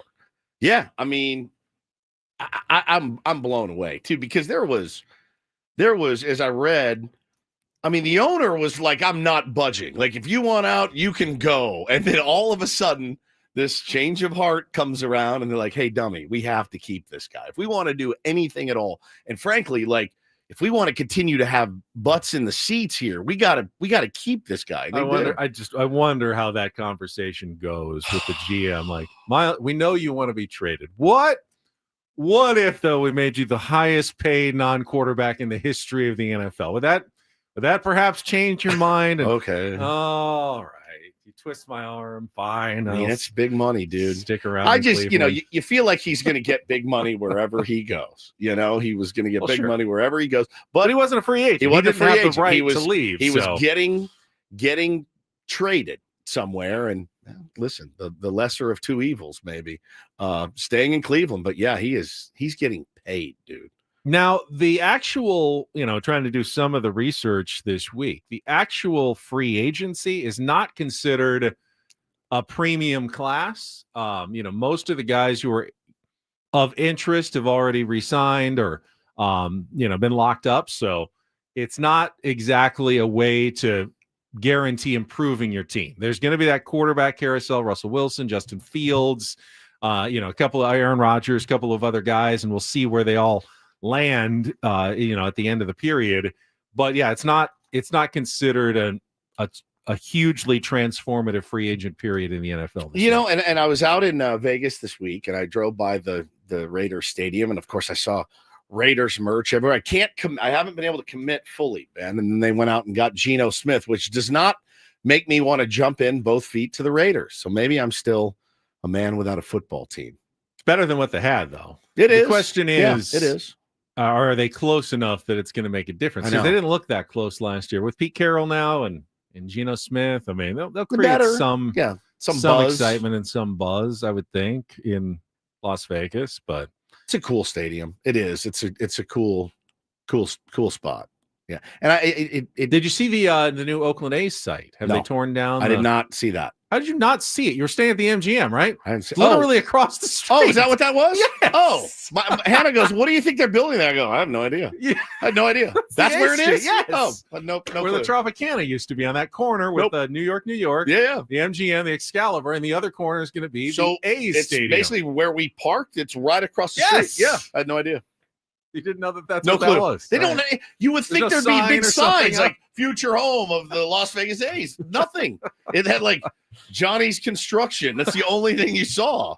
But they are still. They're working on the. I mean, they tore down the Tropicana. Oh right? yeah. It's imploded. gone. It's gone. That's so freaking funny. I'm sure funny. It takes months just to clear the site and get it ready to start. So funny. That's where it's going to be. I had no idea. Zero idea. I thought it was like the other end of the strip or something. No, it's right there on that corner. Okay, I mean, that's why it's such an intriguing. I mean, it is a premium piece of property right there. It's right there. I mean, it's right off the highway, like right off the freeway. That's a really good spot. Wow. I mean, not just for for Vegas locals, it's probably not the greatest spot because you have to go to the strip. But for tourists, you're staying at. Well, you want to go to catch a baseball game when you're there. It is right there. You walk across one of those bridges over Las Vegas Boulevard, and you can go see an athletics game when you're in Las Vegas in the future. And as much as it sucks that Oakland has lost their team. Terrible. If you're an opposing fan and want to go to a game, this is going to be a great place to go visit, be a visiting fan and go watch the Padres or whoever when they make, Padres should make a trip every other year. The funny Angels thing is fans can go all the time. Like Brandon says, just like T-Mobile's right by New York. Yeah, T-Mobile, where the Golden Knights play, is right there. I'm assuming that's where the NBA team that's going to be there eventually is going to play as well.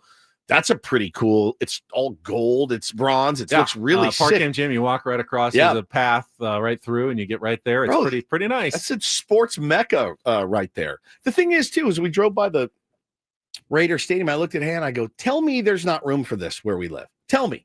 I go, it's big. It's an NFL stadium. It's big. I said, but look at it. It's not wide and gaudy, and it doesn't look like it takes up square miles. It just fits perfectly. Yeah, but we need parking here in San Diego. I guess. No public transportation. That's true. That's part of the problem. It's a huge bummer, man. All right, we will come back. Hour number 3 of Ben and Woods, including spring training. Sammy, we'll check in with Sam Levitt from Arizona. Play Take on Woods. It's been a couple of days. That returns as well. All ahead on San Diego's #1 sports station.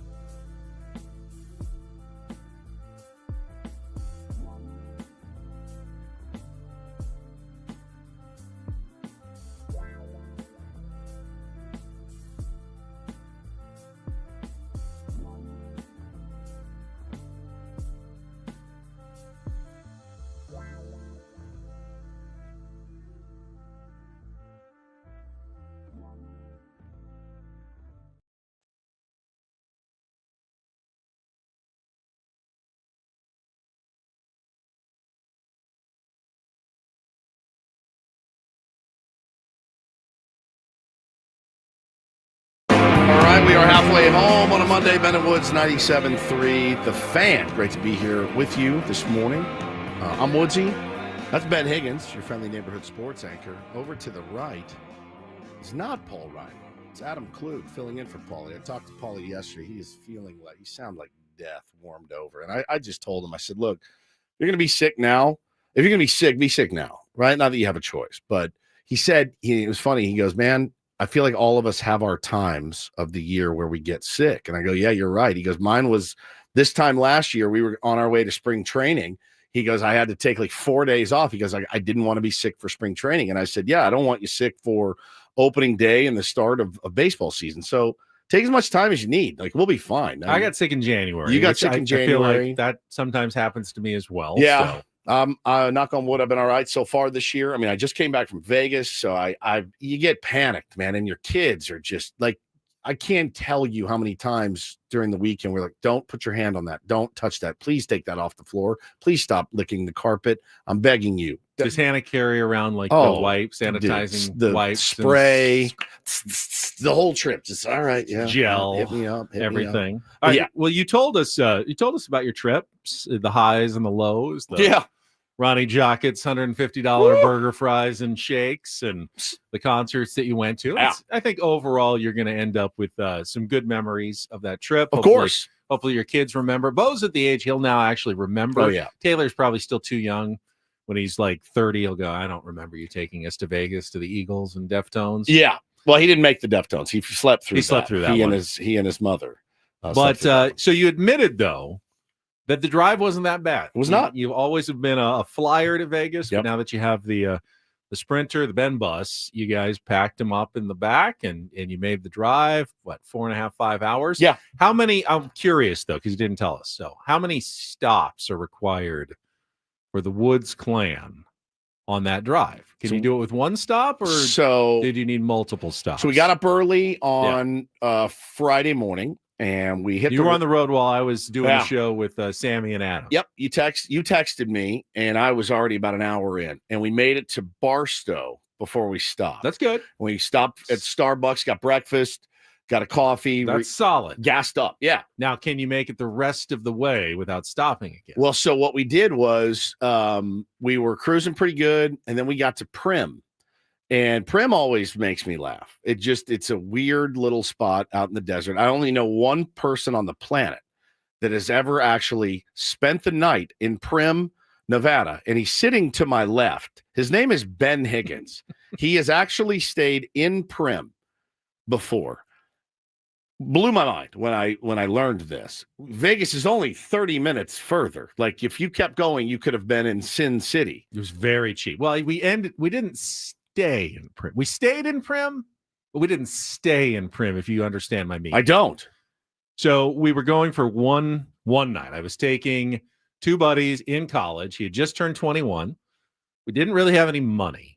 So we were trying to find what's the cheapest way to go. And then you drive. So we drove up on a Friday afternoon after class, checked in to Buffalo Bills, I believe. Oh, wait. Hey, are you guys college students? The room was like $11. We shared the room, then immediately got back in the car, drove to Vegas, we were there until like 2, 3 in the morning, then drove back, crashed at the hotel room, and then drove back to Los Angeles in college in the morning. So it was just a quick overnight, a few hours in Vegas. You slept in Prim, though. Slept in Prim, though. For like $11. You and I'm not saying each. I'm saying total. You and serial killers across. If I was running from the law, that's where I would go. Prim. I would live there. How do you decide between Buffalo Bills and Whiskey Pete's? I've got no idea. Well, which one has the roller coaster? That's Whiskey Pete's. That's Whiskey Pete's on the other side. So we did stop in Prim. I went and got my flavored Zins. As soon as we stopped, I had to go to the restroom. We went ahead and refilled with gas, got whatever. You know what always fascinates me about Prim, Nevada, is that you've got almost everything is on the Nevada side. Yeah. Because that's where they can do all the gambling and, buy your Zins and, the state lines change, gas, taxes, whatever. But you can't play the lottery in Nevada. So on the California side, there's that lottery store where if you want to go buy like Powerball or Mega Millions tickets, you actually have to drive into California to buy lottery tickets. They have that store for people from Nevada who want to make the quick journey and get a few, Powerball tickets before they go back home to Las Vegas or Henderson or wherever they live. Buffalo Bills has the roller coaster. Oh, is it? Whiskey Okay. Pete's has the Bonnie and Clyde car. It's funny, dude. When you're walking through these casinos, man, you're walking through the casinos and you're like, what has happened to this place? I'm talking about in Vegas, right? Like all the shows that they have, all the weird people that are there. I mean, it's just a weird place. It's just really, really an odd scene. And my kids, I had my kids with me. So I wasn't hanging out by the pool, getting a cabana or whatever, like going out to Hakkasan at night, or going to Dre's till 6 a.m. It was weird to like walk the streets of Vegas at like 7 a.m. Dead.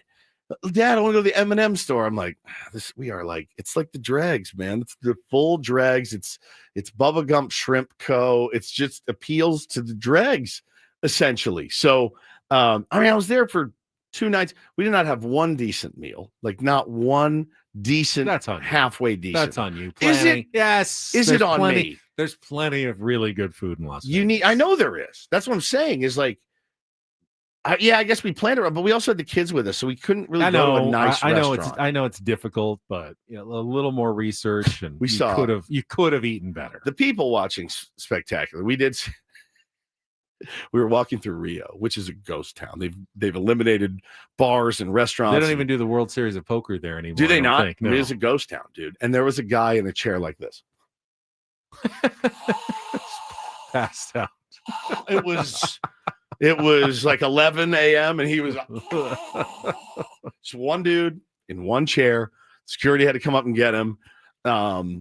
And yeah, Bo and I were walking back from Deftones pretty late, like 11:30. And you see, like it's kind of nerve-wracking, when you got your kids with you. So I told them though at dinner, I said, I hope you guys enjoy Las Vegas. You will never see it again until you're 21. I will never, ever, ever take my children to Las Vegas again. I did it once. It's done. They got to see it. Caitlin wants to know if Taylor see any naked women on the street.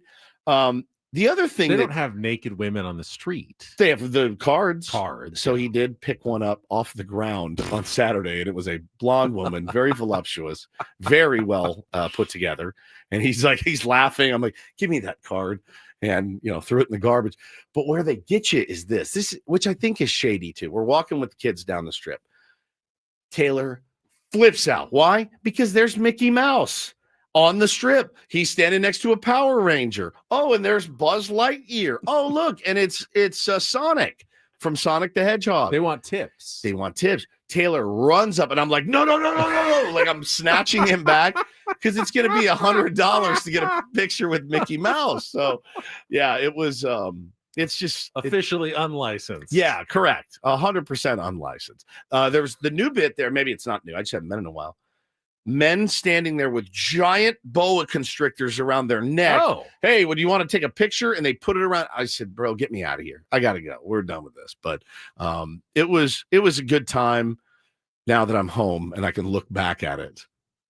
In the moment, though, I mean, Hannah and I were about to murder everyone. Like we were fighting. The kids were fighting incessantly. It's the first and last time I ever did it. I will never do it again.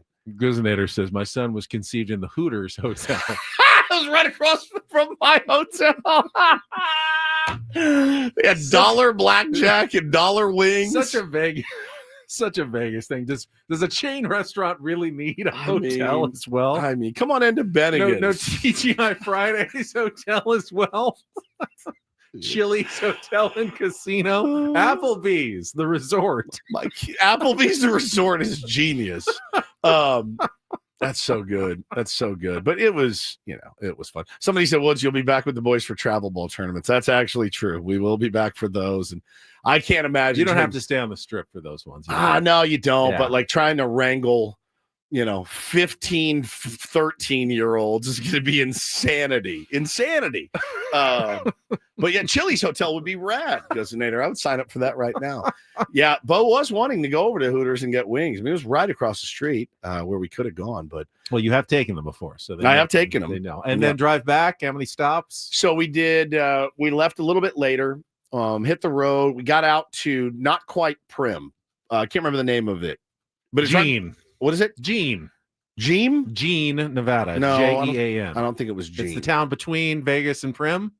No, it had a prison there. There was a prison that was closed down. It's near Gene. So Nevada. we hit the gas station, the Starbucks there, and then we hit the road to. We made it all the way to Barstow again. No, we made it all the way to Menifee. You never stopped in Baker at the big giant thermometer. No, we did not stop at the thermometer. We went to Menifee. We stopped and had lunch, and then you're almost home at that. At that point, but everyone had to go to the bathroom and eat. NY Mike says, "What'd you think of Vince Gill?" I'll tell you what, man. Vince Gill has joined the Eagles. All right, I'm gonna get crushed. He was great. Joe Walsh is in the Eagles still.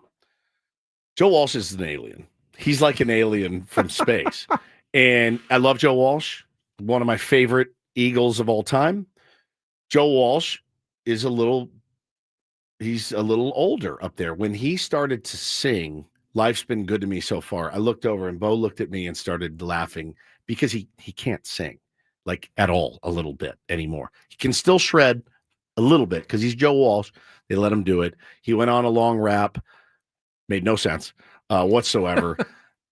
They need to let Vince Gill, who shreds, they need to let him play guitar more than Joe Walsh. And I know that's sacrilege to say, but it was good seeing him. Vince is a natural fit for that band and sang really well. But again, the highlight for me was Deacon Fry, Glenn Fry's son.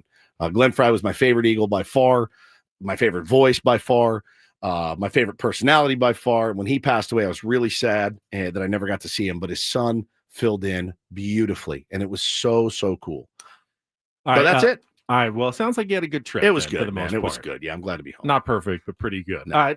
Now that you're back, we can play Take on Woods. That is coming up next. If you'd like to be our contestant, call in now, 833-288-0973, 833-288-0973. Chance to qualify for, guess what? Our trip to Las Vegas. Las Vegas. You can recreate Woods' trip, maybe outside of the Ronnie Jockets excursion. Yeah, don't go to if you'd Ronnie like Jockets. to win, 833-288-0973. Before we go, though, let's talk about trust and will. You do not want to pass away intestate. That means you did not leave a will or a trust with instructions for your family members on what should happen if you should pass away. But you can simply rectify that by going to trustandwill.com, answering some easy questions online, very simple, and get your estate documents in order. Yeah, and make sure you research and get that trust, guys. If you don't want your family to end up in probate court, which can be 9 to 18 months to settle, there's a lot of fees involved as well. Make sure you lock in a trust for your family as well. But it's one of those things, you do it, you forget about it, and just know that it's done. They make it so simple to do. Go to trustandwill.com. Again, 10% off plus free shipping of your estate plans by visiting trustandwill.com. using the code San Diego, one word, when you check out trustandwill.com.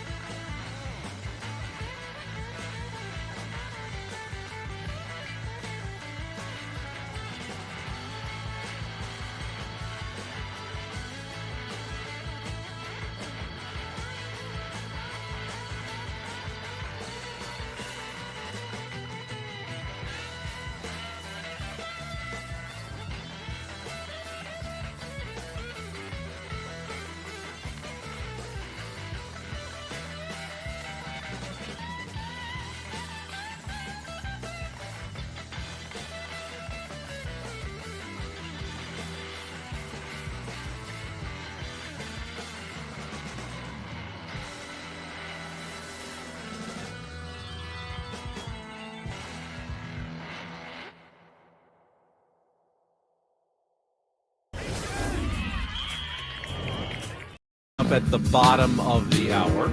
He's got 2 weeks left on his sentence. Before he's paroled out of Peoria. God. It does feel that way when you get to this point. Not just for Sammy. Players, coaches. The players. Yeah. They're now ready for it to be done. Yeah, dude.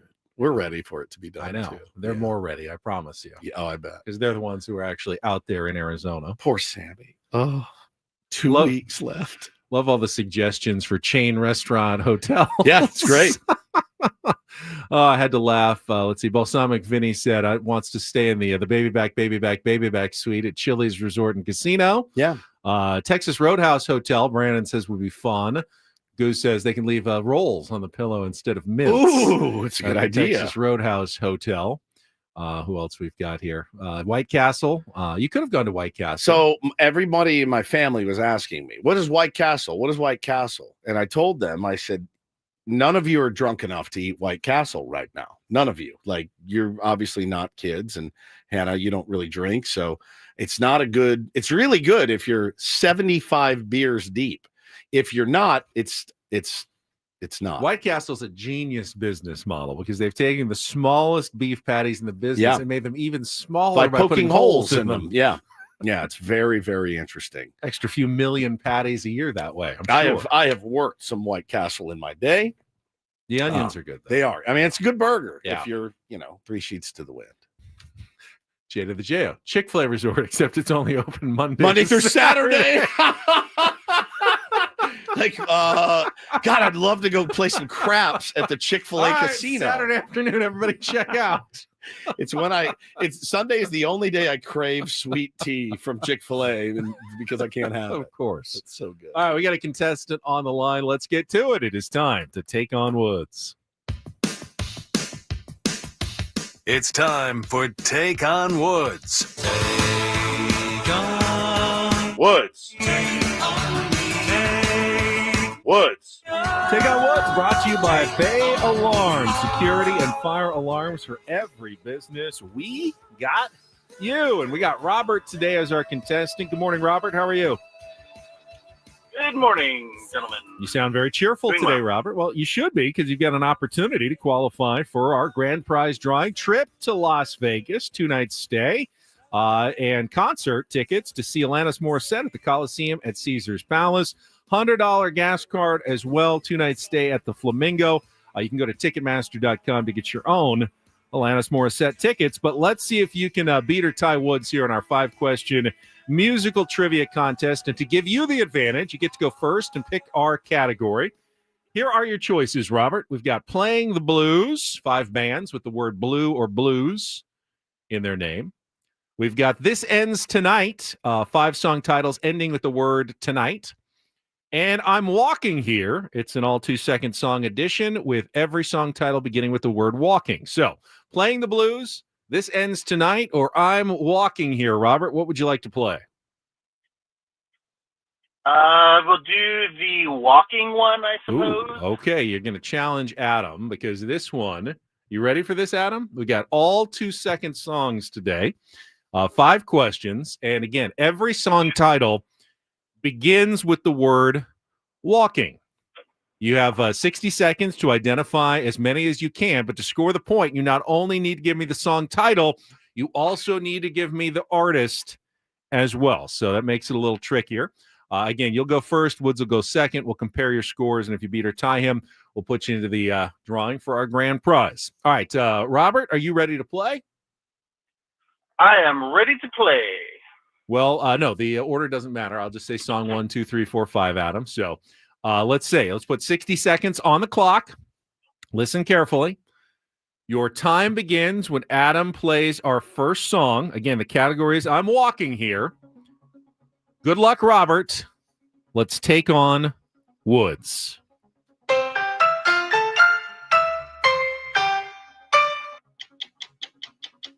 Ooh, Walking on Broken Glass. Correct. By? Correct. Song number 2. Okay.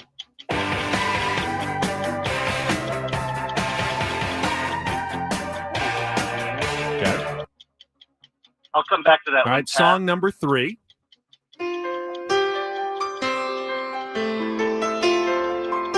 Walking in Memphis by Mark Cohn. Very good. Song number 4.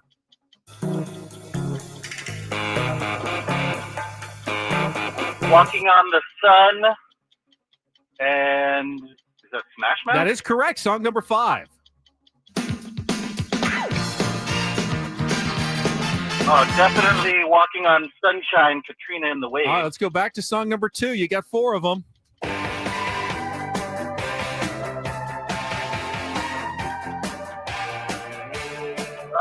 This one's going to kill me. I know the song, but I can't think of the title. Time is up. That was a really well-played game, Robert. Hang on the line. You got 4 out of 5. You've got Walking on Broken Glass by Annie Lennox. You got Walking in Memphis by Mark Cohn. Walking on the Sun by Smash Mouth. Walking on Sunshine by Katrina and the Waves. The one you didn't get, Walking in L.A. Nobody Walks in L.A. by Missing Persons. I don't know. This could be tight. I am very curious on this one because Woods doesn't get the category.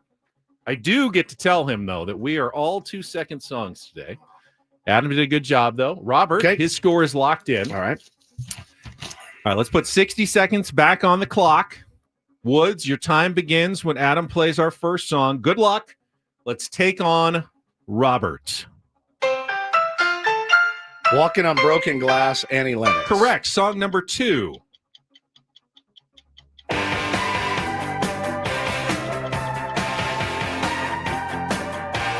Walking in L.A. by Walking in L.A. by I'll come back to it. All right, song number 3. Crap. Walking in Memphis by Mark Cohn. Correct. Song number 4. Walking on the Sun by Smash. Correct. Song number 5. Walking on Sunshine by Katrina and the Waves. Back to song number 2. Walking in L.A. Yeah, by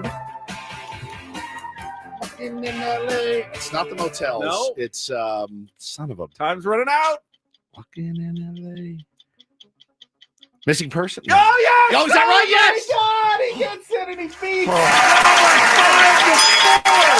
How did you come up with that at the last second? I was unsure, too. Wow. Holy cow. Oh, Robert, that was a heartbreaker for you. He did really well. He missed the same one, could not come up with that. Walking in L.A. by Missing Persons, got all of the other 4. I thought that was going to be a 4-4 tie for sure. You had the letter, though, when you were thinking motels, and you had the M, and it came to you. Wow. That was like a triple play to end to send your Clinch team to the playoffs. playoffs. Yeah, Robert, you try again at some point because you obviously have the skill, but not today as Woods prevails and take on Woods. Man, that was something. Woo. All right, that was dramatic to start the week. All right, if it makes you feel any better, I had confidence. I thought you'd go 5 for 5. Oh my God. He thought Robert would win. Category is I'm walking here. Yeah, I'm walking here. Brian says no Las Vegas rust. No, there's plenty of rust, man. I'm dying right All right, we'll get some Arizona flavor in the show next. Spring training Sam Levitt is going to join us from Padres spring training in Peoria. Coming up next with Ben and Woods on San Diego.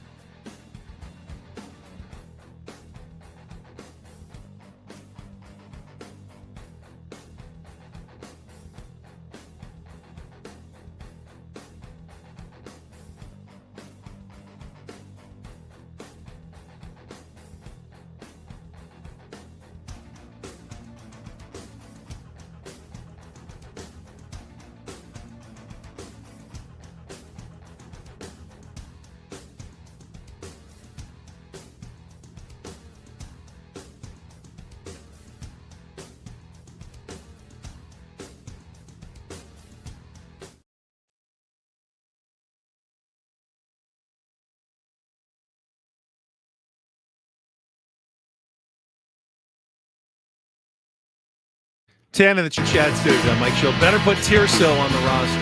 And I think you should probably ask AJ Preller that question first. We'll ask Sammy Levitt that question, how things are going in the competition for the final roster spots, the last spot in the pitching rotation, and more after a bit of a rainy weekend in Arizona. Sammy Levitt is standing by, and we will get to spring training, Sammy, after this check of traffic on 97.3 The Fan. From the 855, get rock.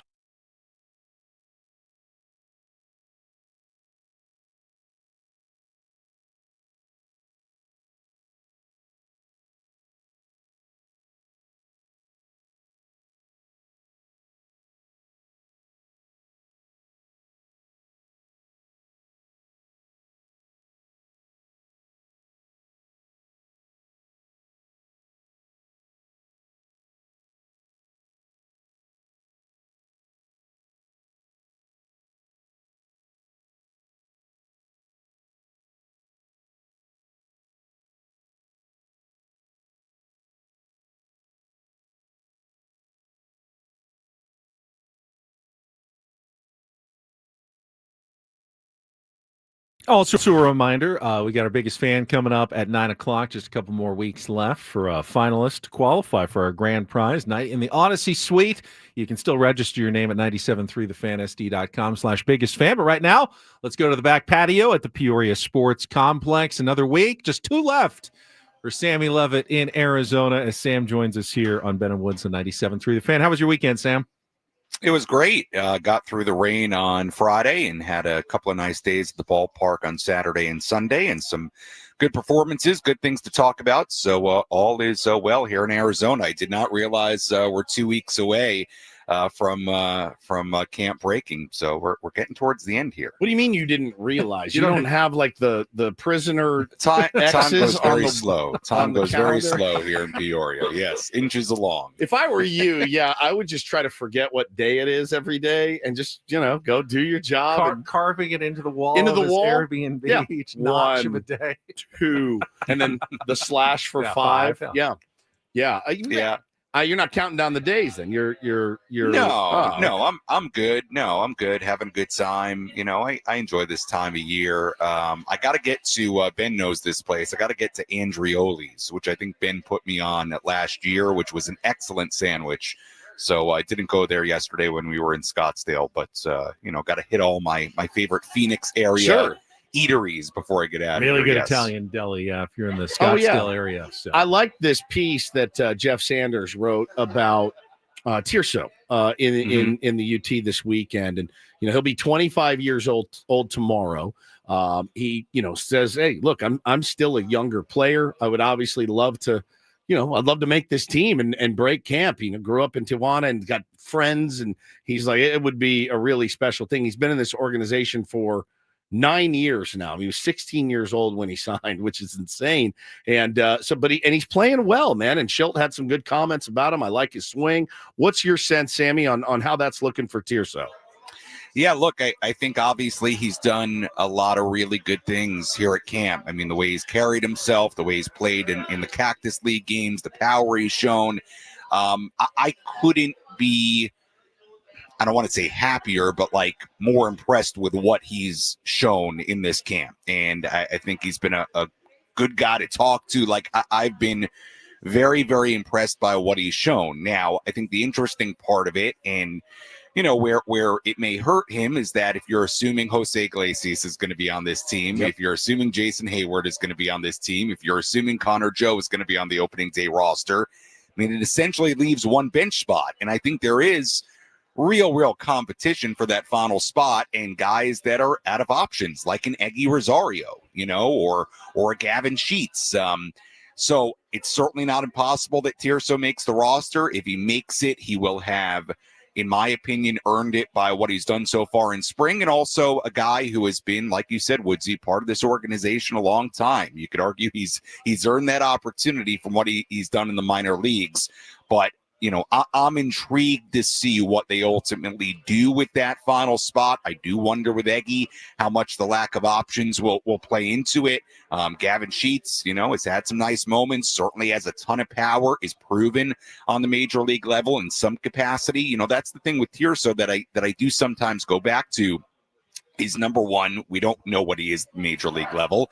And number two, look, he has been around a long time. And last year there seemed to be a window where, they could have called him up and they haven't to this point. So, again, it's one of those things where how much do you balance spring training performance and what we feel here with kind of what we know from years past. So, look, we'll see what happens with him, but I think he's done a really nice job here to keep himself on the radar one way or another. It is unusual that Tirso has spent so much time in the Padres organization without getting to the big leagues. Usually or getting traded. Well, that's the thing. Either you flame out and then you're gone, you're released or you're traded, or you make it to the big leagues at some point in those 9 years. But he's had so many ups and downs. Like he's made progress and then taken a step back, but never to the point where they ever wanted to give up on him. And now he is so close, knocking at the door. I want to ask you this, Sammy, about another name you just brought up, and that's Gavin Sheets, because I would say 3 days ago, I was pretty much like, whatever. Gavin Sheets, it was a flyer. He's here, but I haven't seen much from him. Then he goes and shows off the power. The reason that they did sign him, and hits home runs 2 straight days. And now all of a sudden I feel like now you've got to give him a little more serious consideration as well. What do you know about Gavin Sheets and this opportunity? We didn't get a chance to speak with him when we were there, but What have you learned? Yeah, look, Gavin, obviously very excited to be a part of the organization. I talked to him pretty early in spring training, and he said at the time, he mentioned that word power, and, that he was somebody who could bring power to the lineup or off the bench or whatever his role may be. And he certainly has a good deal of it. Now, again, it's one of those things where I think during spring training, you do have to mention context in almost a silly way with every little thing, right? His home run on Saturday, impressive beyond the bullpen and right field. It was against the replacement pitcher in that inning, after the Guardian starter threw too many pitches, and then ultimately he came out and then would come back a little bit in the next inning. He was one of those replacement guys that had like a 6 ERA at high A last year. So again, I think a little context, just on the home run, and I hate to do that to take anything away on a 3-run home run, but he's somebody who certainly can provide power, has a track record of doing that. To me, that was his mindset coming in. He can play outfield. He's done plenty of that. He can play first base, and he can provide some pop. So again, to me, he's one of the prime candidates for arguably that final bench spot. And, we'll see how it shakes out. Again, different options when you consider guys like Tirso compared to somebody like that. Sammy, too, obviously the nothing's changed, right? We still have the competition in left, the competition behind the dish, which is probably the one that makes me the most nervous. The fifth starter, you're going to be able to use a multitude of guys throughout the season. We saw Randy Vasquez get used a bunch last year. We saw Matt Waldron actually pitch really effectively and keep us kind of in it at times last year, neither of which having a great camp right now. You got to love what you've seen from the first four, though. Pivetta, again, was great. Ben and I talked about this morning. It seems like Kolek and what was the other one you said? Kolek and Kyle Hart may be the guys that they look at to break camp again. What's your sense of that after another not great day from Matty Waldron yesterday? Yeah, I'll tell you what.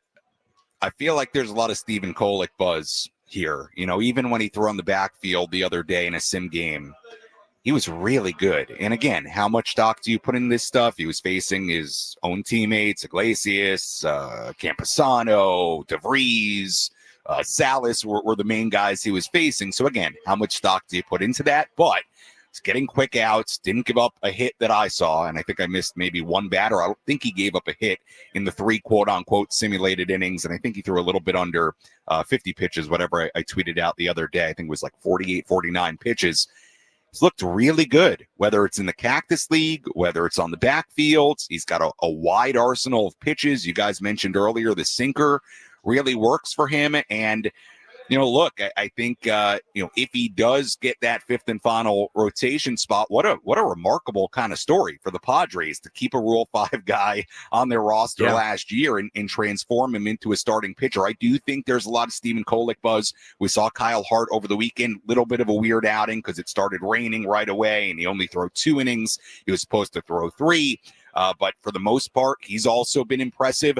With Matt Waldron, I don't want to totally, dismiss him really because, look, the one thing you can say about Matt is he's shown us for an extended stretch that he can get guys out at the major league level, which, as a starter, Kolek hasn't done yet and Kyle Hart hasn't done yet. So I don't want to just dismiss Matt Waldron, but I will say, for sure there is Stephen Kolek buzz, I feel like, around here. Also, I think what's interesting about the whole situation with that grouping of 4 to 5 guys, Kolek, Waldron, Hart, Brito, and Vasquez, if you want to take those 5, is that without Hoeing and without Reynolds on the opening day roster, it opens up A, 2 bullpen spots, and B, potentially a long man, somebody who could give you multiple innings. So my question also becomes, okay, let's say Stephen Kolek wins the 5th and final rotation spot. Does a Kyle Hart, does a Randy Vasquez, does whoever, take one of those bullpen spots at least at the start of the year? Or is it going to be like Alec Jacob and Ron Marinaccio and they go without a quote-unquote long man because maybe they can do without it early in the year and they have off days built in early on. So I do think that's something to think about as well, that one of those guys could make the roster not in the rotation, and they're going to have to decide if they do that. All right, who do we want going down starting as pure starting depth? Who would we want as at least a long man in the bullpen until, let's say, a Brian Hoeing or a Sean Reynolds or whomever gets back? But I know that was a long answer based on the grouping of 5th starter candidates. But yeah, no, guys, I'm with you. Kolek's been really impressive. He's got a wide arsenal, and I certainly am feeling the Kolek buzz here. You can just tell sometimes on the backfield what people are, saying and chirping about, and he's been very, very impressive so far. He really has. Talking to spring training Sam Levitt with us from Peoria, Arizona. I was actually going to turn the conversation toward the bullpen. Had a really nice day on Saturday on the win when Jason Adam, Robert Suarez, Adrian Morejon, Yuki Matsui, Wandy Peralta, and Alec Jacob all had scoreless innings in that game in the win. It's the dream. And we've talked about Bradley Rodriguez, and even though there's a couple of injuries, seems like there's a lot of good options. The one I wanted to bring up, though, of those 6, and no one's really talked about him other than we thought he was kind of washed last year, is Wandy Peralta one of those guys who might actually bounce back this year and have a decent season again? Because that happens with relievers sometimes. Yeah, it's a great point, Ben. Early on in spring, Mike Schilt talked about, and you're right, we haven't really talked about him, but Mike talked about the idea that Wandy has come into camp looking really good, and I'm with him. I thought even on the backfields early on, Wandy was getting outs. The stuff looks sharp, and he's been good in the Cactus League games. But Mike talked about last year they didn't really like get him a role early on. Like he was kind of in the middle, maybe in a little bit less of a defined kind of role and transition into a new team, new organization, and it felt like maybe he just never really got rolling. And this is a veteran guy who has a very good track record of success in the major league. So Ben, I think that's a great point you make. I think Wandy has an opportunity, and I think the Padres expect it for him to be a bigger part of this bullpen in 2025 than he was in 2024. And I think they feel like they didn't really like define his role enough early on and maybe do the best job at kind of getting him involved. And then he had some injuries and whatnot. But I'm with you, Ben. That's somebody we don't talk about a lot, who has a really good track record. To your point, relievers can be very volatile, year to year, where, last year Wandy, not his best year, but doesn't necessarily mean much for this year. So it's a really good point. And just to bring up Bradley Rodriguez with all the cuts over the last 3-4 days. Yeah, I mean, hey, there are certain things you don't want to read into during spring, and there are certain things you do. And the fact that Bradley is still in that major league clubhouse does not mean nothing. It does not mean nothing. Yeah. That doesn't mean he's going to break camp with the team. No, doesn't necessarily mean that. But it doesn't mean he's not. I mean, it is pretty fascinating that they've kept him around, and he's been incredibly impressive so far. So when I talk about there being 2 quote-unquote open bullpen spots, and I mentioned Jacob, I mentioned Marinaccio, I wouldn't be doing my due diligence without mentioning Bradley Rodriguez, because he's still there, and despite a lot of similar guys his age that are on that side of the clubhouse getting cut, meanwhile, he's still there. So we'll see what happens with Bradley. Sammy, thanks for getting us caught up. Again, 2 weeks left, and we'll have more coverage from Sam Levitt throughout all our shows next couple of weeks. You've done great work, Sammy. Thank you so much. Work. You saved this radio guys. station, Sammy. Just coming in out of the bullpen, whatever's needed. Your boss is in here today. He's beaming with pride. Well, hey, I'm on from 2 to 6 with Matt Scraby today. I heard that. That's what I'm saying, man. Go to the pen when needed. Well, Adam's getting his money's worth. He sure is. He's wringing it out of you. You know what I just thought about? And it's so good that I thought about. I know you got to get to break. No, you have time. No. We're good. I just thought, thank goodness I just said 2 to 6, because in my head this 3 to entire 7, morning, but it's not. I was thinking I got to be back by 3. I would have went home at 3 had I not just said that right now. All right, it's 2 to 6 here. Yeah, So 2 to 6 got it. Stays the same. They do not do the daylight Exactly. savings jump. No, so we they're do now not on the same spring time. So forward. like the games are now No. at 1 o'clock instead of noon starting. Correct. Starting stuff. Thanks, Correct. Sammy. Yes. Thank you, Sammy. All right, see you guys. Appreciate you, buddy. Good stuff from Sam Levitt. And, it's one other part about Wandy Peralta that doesn't get brought up enough, but is an absolute legitimate concern or factor. They're paying him for 3 more years. Oh, yeah, so dude, he's here. They're really not. You'd have to completely say he is complete. He's toast. washed. There's no chance he's ever coming back. He's not getting minor league lefties out. Otherwise, Wandy Peralta is going to be part of this Oh, yeah. bullpen. It's nice that he's looked good this spring and maybe Correct. could have a bounce back season, but it would take just an absolute, like his arm would have to be falling off for the Padres to say goodbye at this point, because he can opt in for 2 more years after this year. I mean, and speaking of arms falling off, I mean, you look around look at baseball, Ben, in what's happened. So many huge injuries right now. Mets lost their starting catcher for 6 to 8 weeks. Benny, Michael Grove out for the season. Dodgers, I don't know what they're going to do now. Well, I tweeted to my Dodger buddy yesterday. He said, "Pray for us." I go, "Yeah, dude, it's tough to lose your number 9 this close to the season. Your number 9 starter is out for the season, Michael Grove." And we talked about how A.J. Preller is now believed to not be inclined to trade either Dylan Cease or Michael King, even if the Yankees came calling and offered a huge package at this point. But that doesn't mean, with a roster crunch coming up, that he might not be willing to trade some of these other guys who have been battling for a 5th starter's job. Matt Waldron, Randy Vasquez, Johnny Brito, Kyle Hart. They could all potentially be guys that other organizations could be interested in here as we get closer to the end of spring. And you mentioned the need for starting pitching. It's not just Garrett Cole, Grayson Rodriguez with the Orioles on the IL, and George Kirby with the Mariners as well. My fantasy draft pick. So that's great.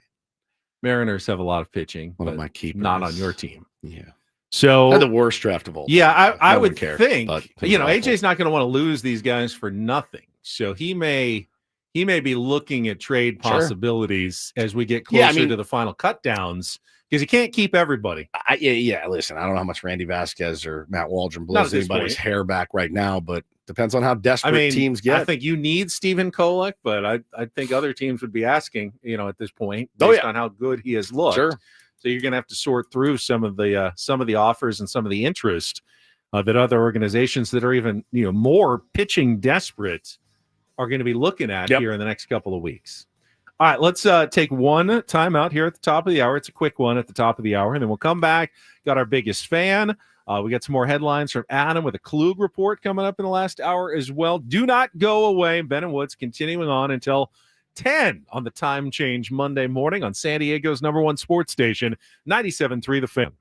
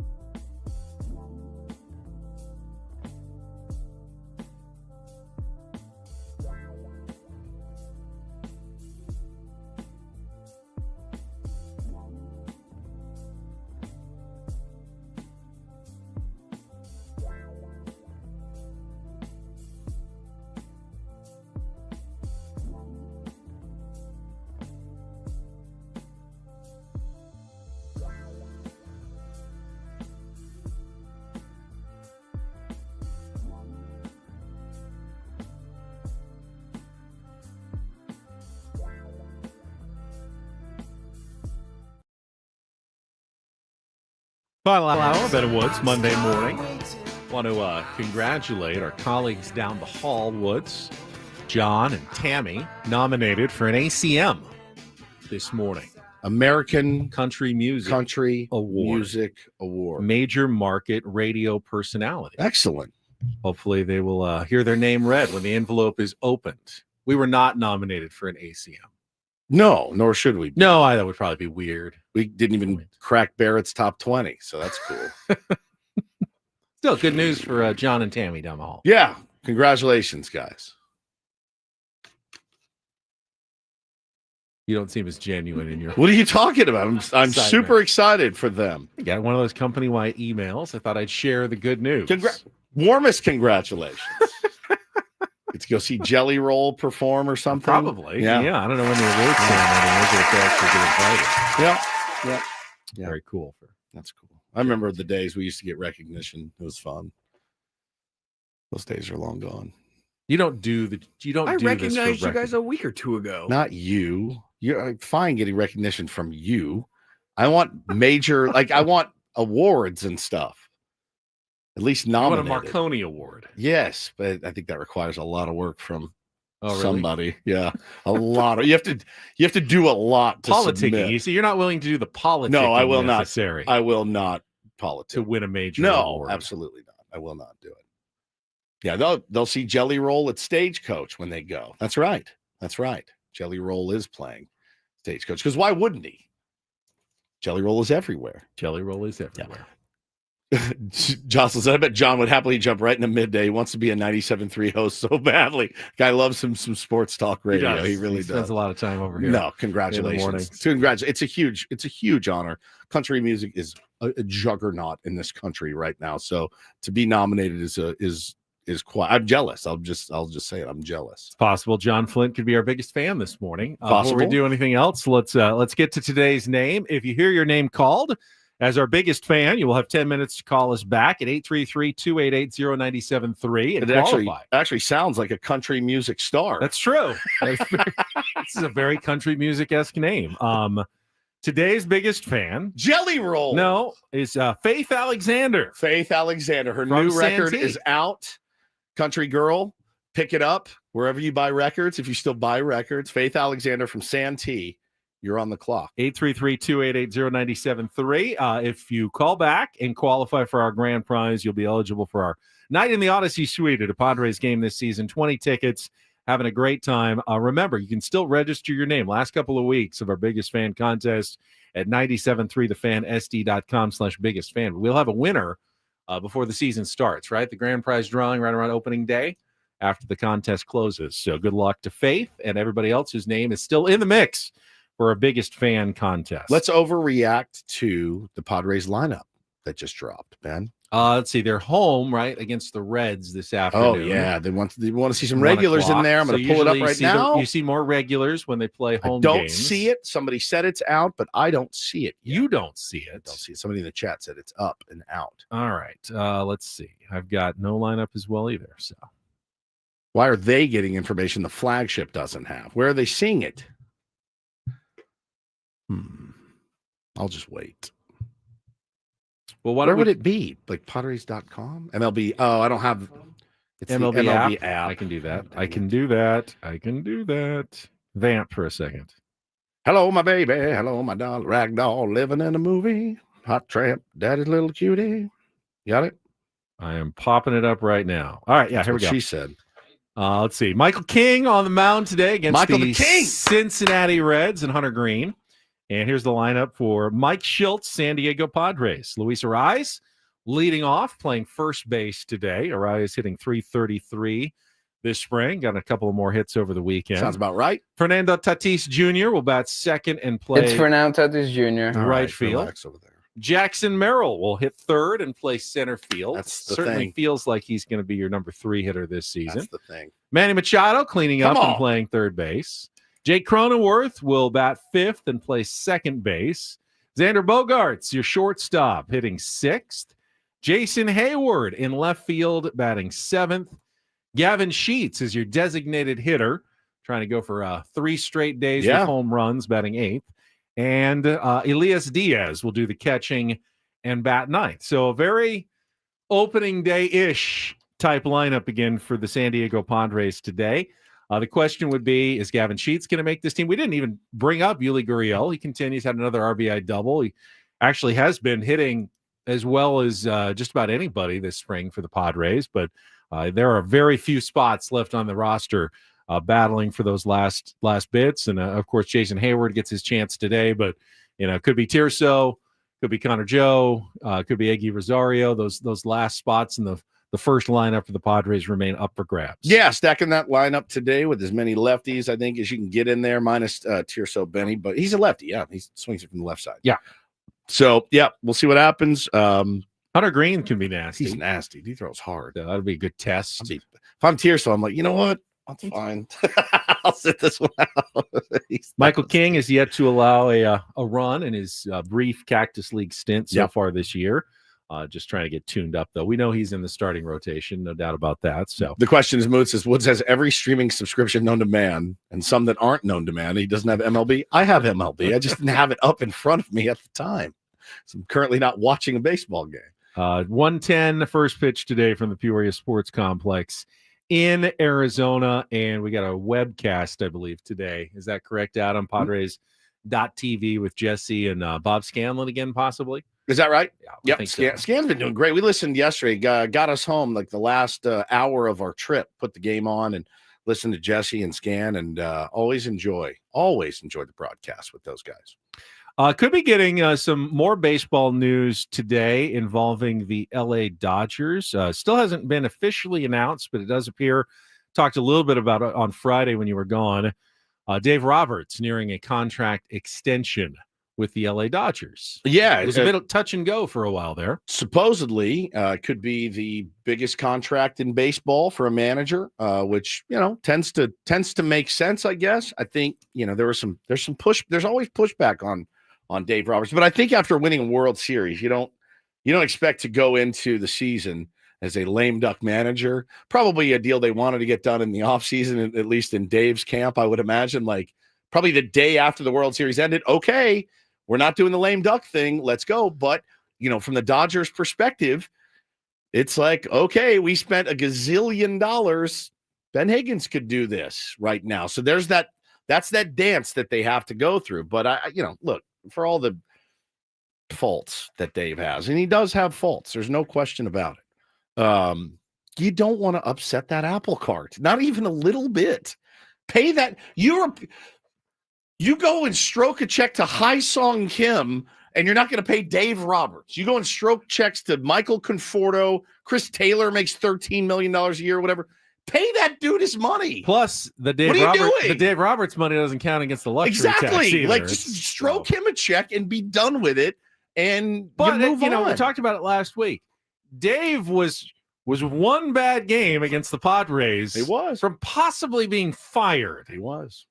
I mean, that's as is every friggin' manager out there. I mean, it's a razor's edge short of job. Manager. You guys go cold or go hot for a couple of weeks in October, and you're considered, completely differently. The perspective on Dave Roberts changes 180 because he was definitely trending in the wrong direction.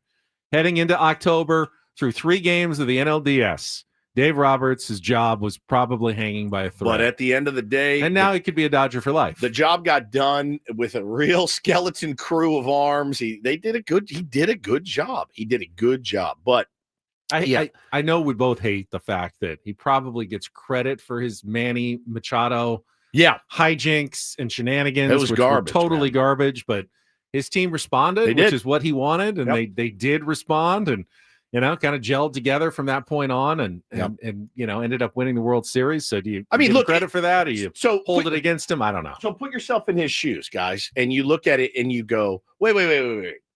Craig Counsell is making how much? And okay, Craig Counsell did $8 million a year. He did some good things with some subpar talent. He did. There's no question.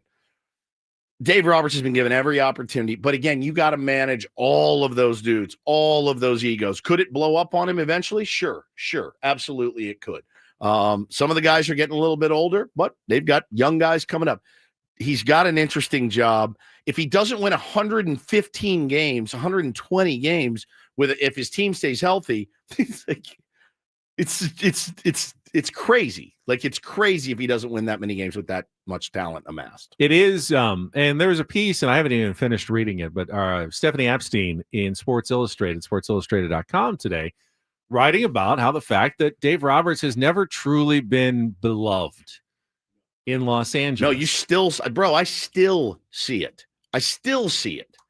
Like, from Dodger fans, like, get him out. He's not the right guy. Want somebody that's this, want somebody that's that. Look, the end of the day, I hate to use this term, and I don't like, he is an extension of Andrew Friedman, as are most managers these days. I don't know that there's a manager in baseball, guys, that has the autonomy to do whatever he wants to do when Mike he Schilt wants is to an do extension of AJ Preller. Has said it. This is not talking out of school. No, he said it a million times, right? I don't like the word puppet. I don't, because I do think any team, you are one big conglomerate, right? You're a team. You have one goal in mind. What would drive me nuts as a manager is like, hey, I want to go with so-and-so. Nope, we're getting Taylor in because he needs, we're paying him this much money. That's the kind of stuff that would drive me nuts as a manager. I do think Dave has to deal with some of that in LA. I do. AJ is very collaborative, which is, as far as we know. Yeah. I mean, they talk about it a lot in, holistic approach in the organization. AJ has, speaks about how much he relies on his scouts and, his colleagues in terms of everything that he does. And he believes in that from top to bottom. And one thing that never really worked with him and Bob Melvin. Bob Melvin is not nearly as collaborative, I think, as AJ Preller wanted him to be. I don't think he is. And, I do like Bob. I respect Bob. Bob had the highest marks of any manager I've ever done research on, right? From players that played with him, players that played against him. I mean, you couldn't have scored if you were giving out the Woods report card, Ben. You got 100. He was an A+ across the board. Gets in here, didn't really like how it was going, and I do think towards the end there, it was a kind of, my feet are up on the desk. I'm probably going to be out of a job. I don't really care at this point. I do feel that way. I had heard, I can just share with you what I heard. I did hear this. It's pretty funny. I heard that to land the job, right? And saving him essentially from Oakland and where they were headed. AJ made this call and they pulled that deal off. And he saw the writing on the wall in Oakland. Well, yeah, 100%, right? He knew this is not going to end up well for me or my family or anything else. So AJ kind of saves him.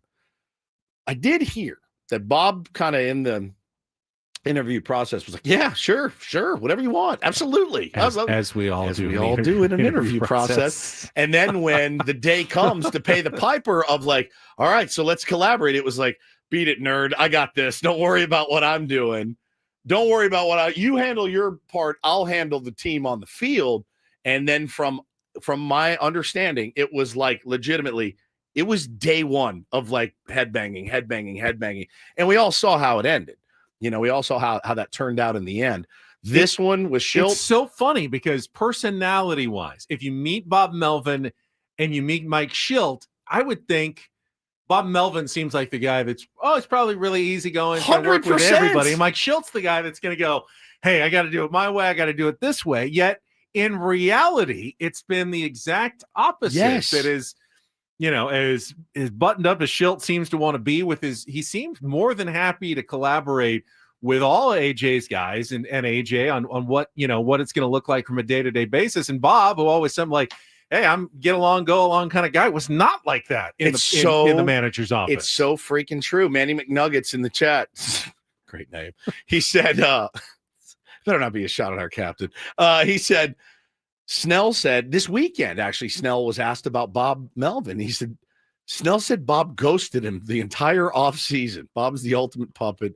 Giants front office controls his phone. I mean, we'll find out later what the actual relationship between the Giants front office and now Buster Posey and Bob Melvin is, probably after the fact. At some point, but you didn't really know when Bob Melvin was here. That was not something that was publicly talked about a ton. It was the friction between, yeah. until the end. Yeah, Then until we the end. found out all about it. But during, you didn't really have any clue that was going. Even when they had the good season in 2022, it was reportedly going on. Now, winning covers up a lot of that. I feel like I did the same thing to Adam in our interview. I was like, yeah, sure, whatever you need. And then I get in here and I'm like, beat it, nerd.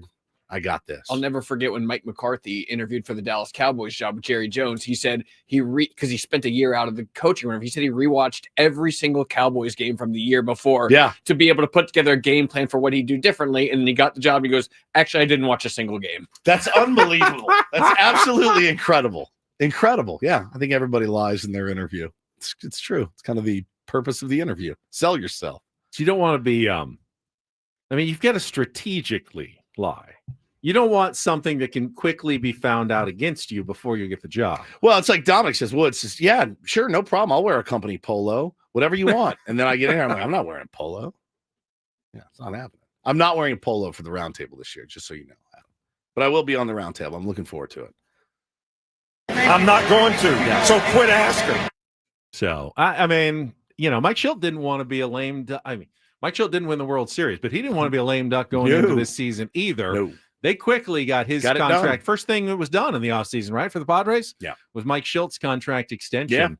Yeah. Within a couple of weeks after they were eliminated, they got that done, and then they moved on to the rest of business. The Dodgers have gone the opposite. They've done all the other business. Let us sign everybody. Everybody. And the last thing they're taking care of is their manager, Dave Roberts, here at the very end of spring training. Yeah. Look.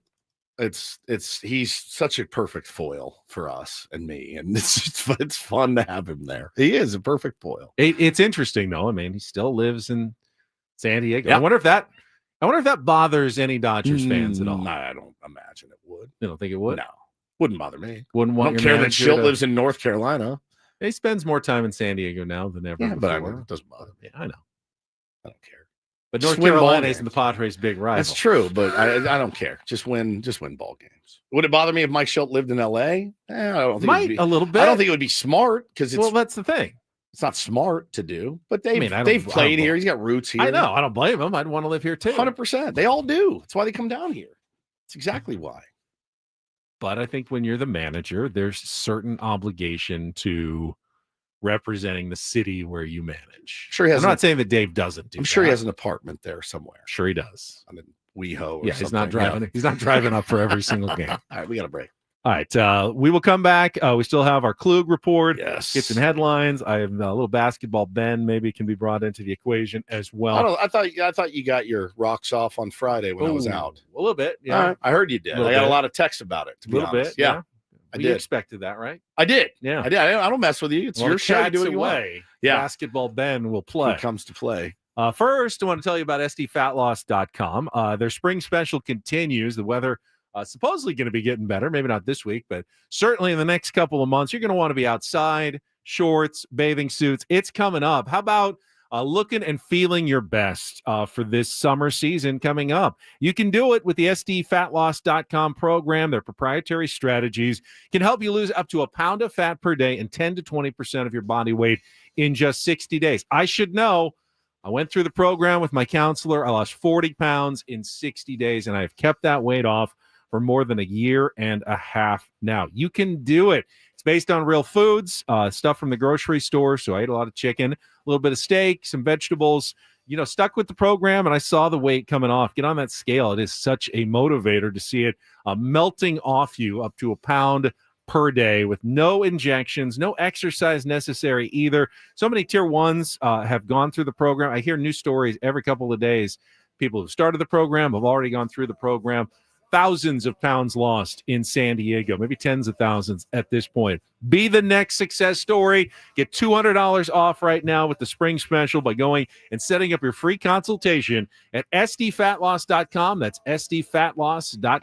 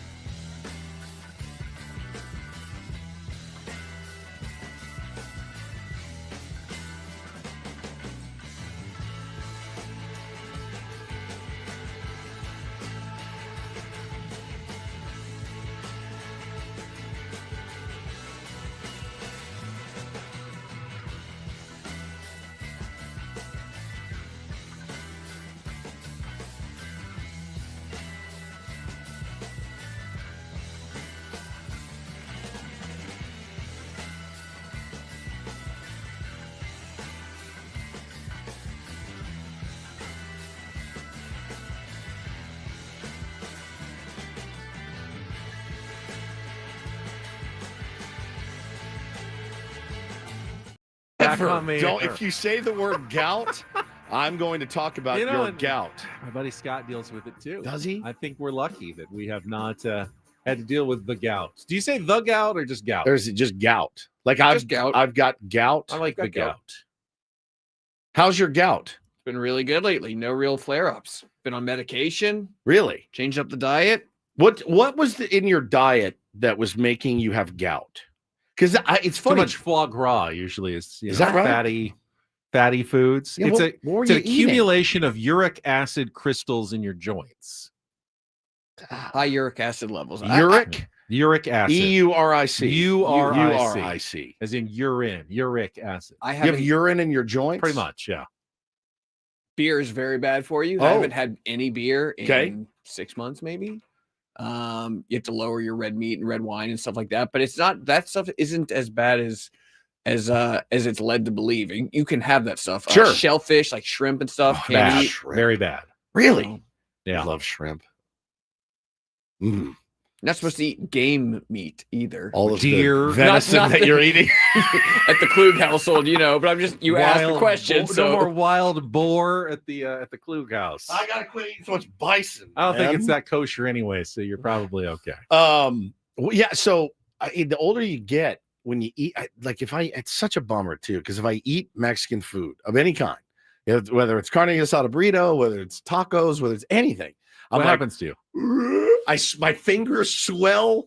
I start to hurt. I'm in severe pain. I'm like, it's just and it's coming. So you have to brace yourself for it's like drinking, that I know if I have 3 beers, I may call out the next day. I mean, that's so bad. My hangovers are so bad now that I just have chosen really not to ingest alcohol anymore. I can't remember the last time a drink hit my lips. And I mean, a beer, anything. I can't remember the last time I've had alcohol. I am going to dinner with an old dear friend of ours and his wife on Friday. And I will have some red wine, but I really need to limit it to 1 glass. Because if I do the cocktail and then 1 glass of red wine, 1 turns into 2. Yeah, the 1 glass at fantasy camp when we went to the meatball. Oh, place. I did. That's the last time alcohol has hit my lips. I had 1 glass of Chianti or something at dinner, and boy, did I want more. Man, I wanted more, but I had to put the kibosh on it because I knew the next day it would be you and Paul by yourself at fantasy camp as I slept. I guess I'm the heavy drinker because I had a Manhattan this weekend, and I had a double IPA, and I had an Imperial Stout. The same day? Uh-huh. How are you even on your feet? Just not a lightweight like others in the room, apparently. Brandon says 3 beers. Come on, Woodsy. Brandon, I'm telling you, dude. I'm telling you. The older I get, I drank so much in my 20s and 30s that it just wrecked me. It wrecked me. I cannot, on opening day, I'll have 1 cocktail. Remember the opening day a couple years ago when it rained? I had 3 glasses of Corey Stewart's punch. Yep. And the next day I was in there about to vomit into my hand. I just can't do it. I just can't do it like I used to, man. It's like the great Hank Williams Jr. said, the hangovers hurt worse than they used to. They really, really just not worth it to me anymore. But like for Kluger with his gout, so was that hard for you to give up beer and stuff? Or is the payoff of not getting gout so much better than the beer? I think it was more difficult at first. I mean, I like to drink beer, but after, I don't know, a couple weeks, a month, I was like, whatever, so I'm good. I mean, I'd still like to have some occasionally, but I haven't. Is it the kind of beer you were drinking? No, beer is just beer. Beer is beer, and it's alcohol has uric acid, I guess, but beer has something else in it that like doubles you up, so you're not supposed to drink it. But I think I'm pretty close to getting to a point where it's all under control, and I've been on the medication long enough. After my next meeting with my doctor, I think I'll be able to begin drinking it again. The question is, will I though? Because I haven't at this point, and I really haven't. It just sounds so 18th century, you know. This is so. Edgar says he's not buying. He said Woods drinks like a fish. I don't. He does not. I'm telling you, like I'm as big of a teetotaler as there is on the planet. I would not call myself by any means a heavy drinker, but I drink a lot more than Woods does, which I know would shock people. It's shocking, but yeah, I'm definitely more of the cocktail IPA set than Woods is. I just can't do it like I used to. You know, I just can't, and I don't really miss it to be honest. Because that's what I'm saying. You're more likely to. Like I've never been in trouble sober. I felt like that was once. the biggest thing when I first kind of got diagnosed. Like I got to get rid of this, but now that I've kind of gotten rid of it, I don't miss it all that much. Yeah. Hotel Hannah will have some drinks on opening day, which is really what I'm shooting for. That's what I'm shooting for. Get her nice and lubed up. All right, let's take a time out. We'll come back. We have some more Ken Rosenthal sound about Dylan Cease and trade possibilities, and Adam's got some headlines for our Klug Report to wrap up our Monday edition of Ben and Woods. That's coming up next here on 97.3 The Fan. Gambling problem? Call 1-800-GAMBLER. GEGE 000-466. First, though, 7 Mile Casino, Monday, Saturday, any day of the week is a great time to stop by and play in San Diego's best card room. They've got California-style blackjack, Texas Hold'em poker, Pai Gow, and Baccarat. Those are the 4 games, but it's really the environment that sets 7 Mile Casino apart. Well, dude, I just got back from Vegas. I was a smoker for many, many years, and I guess I just didn't realize, you know, just how bad it is when you're in Vegas walking around. It's everywhere. It's everywhere. And of course, 7 Mile Casino is a smoke-free environment. It changes everything for me. It's such a good place to go hang out. You can go get a beer there. You can go get a Manhattan. They got a great bar area. They got great food as well. So it's got everything you're looking for. And you walk in and you don't feel like you're in a Vegas casino. And I think that's a win. And you don't have to drive halfway to Vegas to get there either. Not way out into the East County. What you want to play, spend your time playing, not driving and driving back. You simply get on the 5 freeway, head south toward Chula Vista. You get off. It's right there on the west side of the freeway, playing like instantly. It's 7 Mile Casino, just 7 minutes from downtown.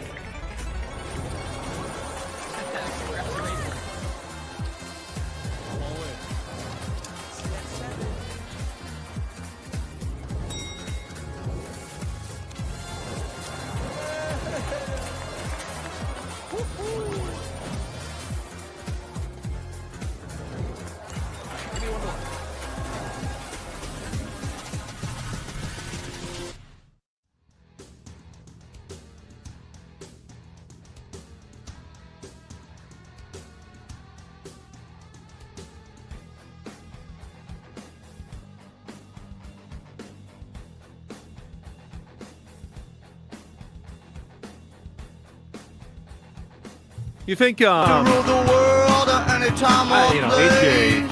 it's almost crazy to think back in the first couple of years of AJ Preller's general manager tenure with the Padres. Had the Rockstar GM opening, but really then from 2017, 2018, 2019, it was more about clearing out the roster and draft picks and international signings. And it wasn't about winning now for the San Diego Padres. We all knew that it was win later, not now for the team. Now that he's gotten a taste, though, of win now, he does not want to give it up. Yeah. He does not want to give that up. And when, they had a crossroads this offseason. Like, it could have been time to retrench a little bit and make some moves and, cut some salary and pick up some prospects for guys who are entering the last year of the contract. A lot of GMs, a lot of organizations they would have gone that route. Yep. It's a gamble, man. I mean, there's no doubt. It's an absolute gamble what the San Diego Padres are doing this year. I would have lost a lot of money if you would have told me by March 10th, well, the Padres have traded away at least one key member of their organization. I would have said, absolutely. Someone is going to go, whether it's Luis Ariz, Michael King, Dylan Cease, someone unexpected, Jay Cronenworth. Robert Suarez, yeah. Someone would have been gone by now. Sure. Not a single one of them has been traded. Nope. And that's the word around baseball. Ken Rosenthal on his Foul Territory podcast was talking about it. That Fair AJ territory. I think it's foul territory. Friar territory. Either way, Ken says, yeah, the word is out. AJ does not want to deal anybody anymore. With Cease, it's been my impression from the beginning and the way he has operated all off season that Padres GM AJ Preller wants to keep this team as strong as possible. He doesn't want to trade anybody, and he really hasn't traded anybody for all the talk. Instead, he's added Nick Pivetta and Jason Hayward and some other players as well. Nothing major in terms of salary for this year, even Pivetta, but he is trying to build the strongest team possible. So while, yes, the demand for Cease seemingly should be higher given all the injuries, I don't necessarily expect a trade to happen. I will say this. AJ Preller is the one GM who will make trades in March. Oh, yeah. He will make trades in April, in May. Every calendar month that you can think of, he will make a trade at that time. He's not afraid to do it. He doesn't care. He's not restricted by the calendar. So from that perspective, sure, it's possible, but I don't see it happening. Interesting. All right. So I need money, says Dodger legend Ken Rosenthal. The message, though, I agree with in this instance. AJ doesn't want to. He doesn't want to retrench. Will it catch up to him someday? Man. Probably. Yeah. There's always a piper that eventually has to be paid. That dude's avoided the piper like he's avoided the plague. That man. Piper, crazy. Yeah, he's been looking around for AJ, and he's like, where is AJ Preller? He's looking. He owes me. He needs to pay me, and he can't find AJ to collect. All right, Adam's got some headlines. Klug report coming up right after our last check of traffic here on 97.3 The Fan. From the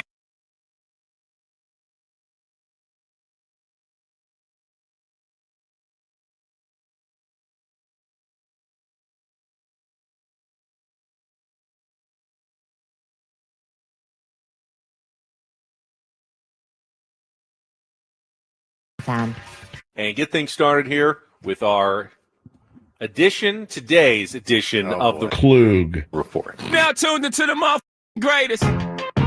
Welcome to the Klug report. Right. 2 stories from the world of sports that we haven't gotten to yet. Let's start off in Major League Baseball. And 1 story that you didn't know you needed. It's the Klug report on 97.3 The Fan. Are you ready to bless the mood? I need some help, please. That was good. The Klug report brought to you by the Craft Taco. Whether you're craving tacos for lunch or a craft beer for happy hour, the Craft Taco is the answer. Now open in Balboa Park and Sorrento Valley. Adam, take it away. I'm waiting for Woodsy to introduce me. What do you mean? Hey, everybody. It's the Klug report. Fire away, buddy. You got 20 minutes. Interesting news in the world of sports. Steph Curry has made a first in the world of sports, guys. He has accepted a job as the assistant general manager for basketball programs at his alma mater, Davidson. He's the first active pro player to take an administrative job with an NCAA team. Just in name only type bit, like we'll put your name on the door, but you don't actually have to do anything. I'm guessing he's not going to GM. Is he really going out and recruiting these players and NIL and all that? I don't know. I'm sure that there's a lot of name recognition value. Where'd he go? Doesn't have to do Davidson. Remember his NCAA tournament run with Davidson dark time for 15 years ago or whenever that was. Dark period. That's true. That was before. Very dark period. Really clued into the sports scene. Yeah. Well, baseball. Yeah, absolutely. Great March story. Made his name, and then no one really thought, but he can't do it on the next level. This little guy is going to shoot his way. Just start him in the NBA. No chance. It's been the Hall of Famer. It's turned out fairly well for Steph. Maybe he's looking at life after basketball. I think he can probably do more than that. He's trying to help out his alma mater. Yeah, you are seeing. It's probably an NIL. It's definitely an NIL move for them to help to garner some attention. Did you ever make your donation to the Aztecs yet? The matching. They're not my alma mater. They're not, but that's the team that gives you the most joy in this town. It's true. So is that a no? Well, I just got hit up by my actual alma mater. Oh, again? Another donation. Would you give it last $100? Yeah. I'm having another one of those drives. See, once they get your name on the list, you're screwed. Sucker, he's going to give money. It's $100. Is it a young college kid that calls you and asks? No, it was a very attractive woman that wanted to meet him for coffee, like a development officer or whatever they call him. And he went for coffee, and he ended up stroking her a check for $100. $100. So if you gave $100 to the Aztecs, the Mesa Foundation, they'd make it $200. Well, no one's taking me out for coffee yet. Oh, that's true. You want to be wooed. I do like to be wooed. Yeah. Totally wooed. Now, this NIL thing is crazy. It's funny, like after the Irish lost in the national championship, Shane Gillis, who's a huge Notre Dame fan, was like, he called his agent the minute it was over. He goes, let's do a show. I'll get other guys, and I'm giving all the money to Notre Dame, which is like, you can do that now in college. Dave Portnoy got involved in a big way with Michigan, right? Got the #1 recruit in the country. Yeah, get that quarterback. Perhaps Stephen Woods would like to offer some name recognition as assistant general manager at Texas Tech, Holy Cross, Loyola University. Yep. Tarrant County Junior College. I don't know if they have a basketball program. I'm sure they do. I have a lot of college people coming after me for donations every month. A lot of time. And I donated to San Diego State. I haven't done the recent one, which is dumb. The one where they match it. Yeah, I didn't even get that one. Well, you guys mentioned when we were talking about Steph Curry, you mentioned Woj. We'll do an update on a story I know you guys touched on a while ago, but he auctioned off a bunch of his old ESPN stuff in an attempt to raise money for St. Bonaventure. Yep, we did that story. Right. Did they ever find out how much? That's the update to the story. Here we go. All right, hold on. I want to guess. Because we made fun of it. It was like the phone that broke the big... Correct. His old ESPN ID badge, his credentials from drafts, his old cell phones that he broke stories on. He sold his old phone. I'm going to go... Multiple phones. $17,822 for everything, all in. All right, I'll go higher. I'll go 27,000.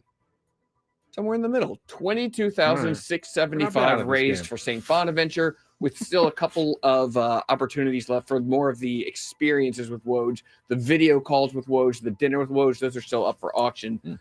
The highest, most expensive thing he sold, there were 2 items that went for $5,000. His ESPN ID badge, $5,000. That's insane. And the iPhone that was used to break the Paul George, Kawhi Leonard to the LA Clippers news, each went for $5,000. That's crazy. It's just like every other iPhone. It looks like a phone. 4, whatever that was. It's just phones that probably don't even work or aren't No, connected that definitely anymore. don't work. Look and see if I've got my key card here for Odyssey. Here we go. It's just a white square. I'll give you $7 for it because I need a backup because I'm always afraid I'll lose white rectangle.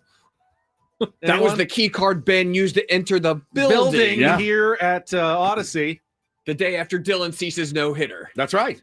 Yeah. Start the bidding at $15,000. I'll give you $15 for it. Really? Adam Paul in the chat That's probably says smart because if you lose yours, they'll probably charge you more to replace it than $15. it's true. Adam says they were part of big sports moments is the difference. Okay, but what do you do with it? You gonna put it on your shelf? That's what I said. Where does it end? Here's the jacket I was wearing when we Manny Machado signed to the Padres. We were part of a big sports moment, certainly. As much as Woj was a part of those moments. Yeah, as much as Woj was. He didn't actually pull off the trade. No, it's not like he's the GM. He wasn't traded. He sent a tweet. He sent a tweet. What it is a way for the alumni to. It's cool. Like I'll pay extra for a cool experience. Like that would be fun to like hang with Woj. Not for me, but like for other people. The experience is no problem, but like his old phone and hey, here's the belt I was wearing when Steph Curry broke the record. But like, he is auctioning off a video call. So what do you want a video call with Woj and hey, tell me about the time you got that great scoop. Okay, and I'm gonna keep fighting Adam Paul in our chat. He says that's what sports collectors do. You guys don't collect sports memorabilia, so you don't get it. I collect music memorabilia. I do, and I just bought something. But what did you buy? I'm very excited about it. I hope my wife doesn't get too mad at me. So I collect. I have a lot of music memorabilia, a lot. Like I've got a Joe Walsh signed guitar. I've got Johnny Cash's signature. I got Jim Morrison's signature. Like I have a collection. Something popped up on my Instagram a couple weeks ago. What state of mind were you in when you saw this? I was completely normal. It's before I took my Ambien. Scott Weiland, who was the singer for Stone Temple Pilots, passed away many years ago. I was devastated. Still am. His widow, her name is Jamie Weiland, put on her Instagram, she's getting rid of all this stuff. And there's lyrics to one of my favorite songs called Wonderful, handwritten. He wrote, this is the day he wrote it. It's his notes and like the verses. And I bought it.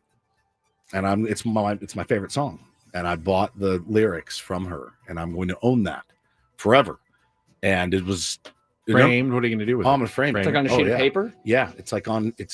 He wrote it in his notebook. Can you tell us how much he dropped? Nope. But it wasn't that much. It wasn't that much. But I am like, I can't wait to get it and hang it in my home, which, some people are like, that's crazy. But it was like the handwritten, that's the day he wrote the song. Does it make you happy? Paper. It makes me so happy. And it's worth it. It makes me now. Somebody getting Woj's iPhone make them happy? I don't know. Guess Maybe so. It does. They walk by it every day and they look at that phone and they go, "That was Woj's phone." It makes them happy. Then fine. He said, "There's no difference in the people that bought the phones." I feel like there is. I feel like there's a difference. There might not be. It makes them happy. Yeah, I guess it makes you happy. Can't be that bad. Yeah, I'm really excited about it. Very excited about it. And finally. That's the song. He wrote it on that piece of paper. Like that song that I love so much. It means so much to me. What if he had written it on an iPhone, though? Then I would have had to buy the iPhone. She said, it's on his iPhone. This is the iPhone he used to write the song. It's not still there. It's been wiped. Yeah, it's been wiped, but trust me. This is the phone. Would you have bought that iPhone? No. See, no. I want exactly. I want there the lyrics. There is a difference, yes. I feel like. But also, like when something historic happens in sports, those items get certificates of authenticity. Correct. Right when it happens. Woj is just like 10 years later, is like, trust me. This is the one. Who keeps their phones that long if they've been, 3 generations later? I know. In a drawer somewhere. All right. Aggregation, big part of today's media landscape. Yes. Yeah. People stealing content on social media, big part of today's social media landscape. Ari Myrov, who goes by at My Sports Update on Twitter, he's got 875,000 followers. Okay. So a lot of followers, and it's not out of this world to believe that maybe some big name people follow him. When the Rams signed Davante Adams over the weekend, which you guys spoke about earlier in the show, he tweeted, Rams offense, QB Matthew Stafford, running back Kyron Williams, wide receiver, he meant Puka Nacua, wide receiver Davante Adams, wide receiver Tutu Atwell, tight end Tyler Higbee. Look at the stamp on this screenshot 1 minute ago, and then very soon after that, we have Mr. Adam Schefter tweeting the new look LA Rams offense. Quarterback Matthew Stafford, running back Kyron Williams, wide receiver Puka Nacua, wide receiver Davante Adams, blah, blah, blah. But he said Pula. They both had the same misspell. So it's just a straight copy and paste. Not straight. So Ari did tweet out Let's see. His says #Rams offense, and Schefter's says the new look LA Rams and offense. He put little football emojis too. But Pula Nakua on both of these. The misspelling is They fantastic. could have both misspelled it the same way. You know, the the L K and and the the L K right are next to each next other. to each other Ooh, on the keyboard. The odds of that. In the exact same order of the positions and everything. Adam Schefter has 11.4 million Twitter followers and basically got busted stealing this guy's tweet. What are the rules here on this? I don't know. I mean, it's not like proprietary information. That is the new look Rams offense. They're listed. Do you have to then type it out in a different order? I mean, if you wanted to, it's the same information. I think this is a Does this minor classify level as infraction. plagiarism? No, I don't think so. I don't think so. A little bad look for Shefty, but not a little bit. Not to the. I'm not going to say that's unethical. It's not like he took a story from someone and tried to make it his own. It's just a listing, a generic comment. A generic comment. Like I want to write something similar because that's a good point. Well, I might as well just copy and paste it because it's somebody I'm gonna else's write the same point thing that they made. It's not a point though. It's just a fact. It's like, okay, and this isn't a shot at Kevin Acey, but Kevin Acey will tweet out the Padres lineup instead of just retweeting the Padres lineup. And all the insiders do it whenever news breaks. What is the Because you're trying to get more engagement for your own account. That's the point, though. Give it to the Padres. But for what? We don't need more engagement. Adam and I have this argument all the time about engagement on Twitter. Like, I don't make any money off of it. You don't make any money off of it. We don't make any money off of it. All it is the little dopamine hit that you get. That's the only thing it's for, right? I mean, if you want to build up social media numbers so you can promote the things that are important to your line of work. Just attack the Dodgers. It's the easiest thing in the world. Yeah. You want engagement, just attack the Dodgers. But like, I don't make any money for it, so there's really no point. And there's no point. I don't think he stole something from this guy. Is what I'm saying. Not anything of value. Sure. It wasn't a take. No. It was just a list. Yeah. If there wasn't any value, then why did he do it? Because it was easier. It was easier. I It was think lazy. lazy. Adam Schefter is guilty of a little bit of laziness there. That's it. Before we go, this segment of Ben and Woods brought to you by Popeyes. Let Popeyes do the fishing while you enjoy their delicious seafood. Come in today for Popeyes Shrimp Tackle Box. You like shrimp. Or their flounder fish sandwich. How do you feel about flounder? In classic or spicy. Get them before they're gone for a limited time at participating U.S. restaurants. Brandon said, when Fox Sports shared the 97.3 The Fan Twitter video of all the small things during the playoffs, we should have made money on it. We didn't. We don't pay for Twitter. That's how you make money. You got to pay for Twitter. You got to spend money to make money, which we're not going to do. Right? I don't know if it's a problem anymore. I don't. You do it. You don't steal do it. Tweets. Don't steal tweets. Adam, thank you. Thanks, Hopefully, Kluger. Paulie gets better, but if not, maybe we'll get another day of Adam tomorrow. I'd love another day of Kluger tomorrow. Braden Sopranek's going to be man in the ship when we come back. Best of luck to young Braden as he takes over from 10 to 2. For Adam Klug, for Stephen Woods, I'm Ben Higgins. Enjoy the rest of your Monday from all of us here at San Diego's #1 sports station, 97.3 The Fan. So long, everybody.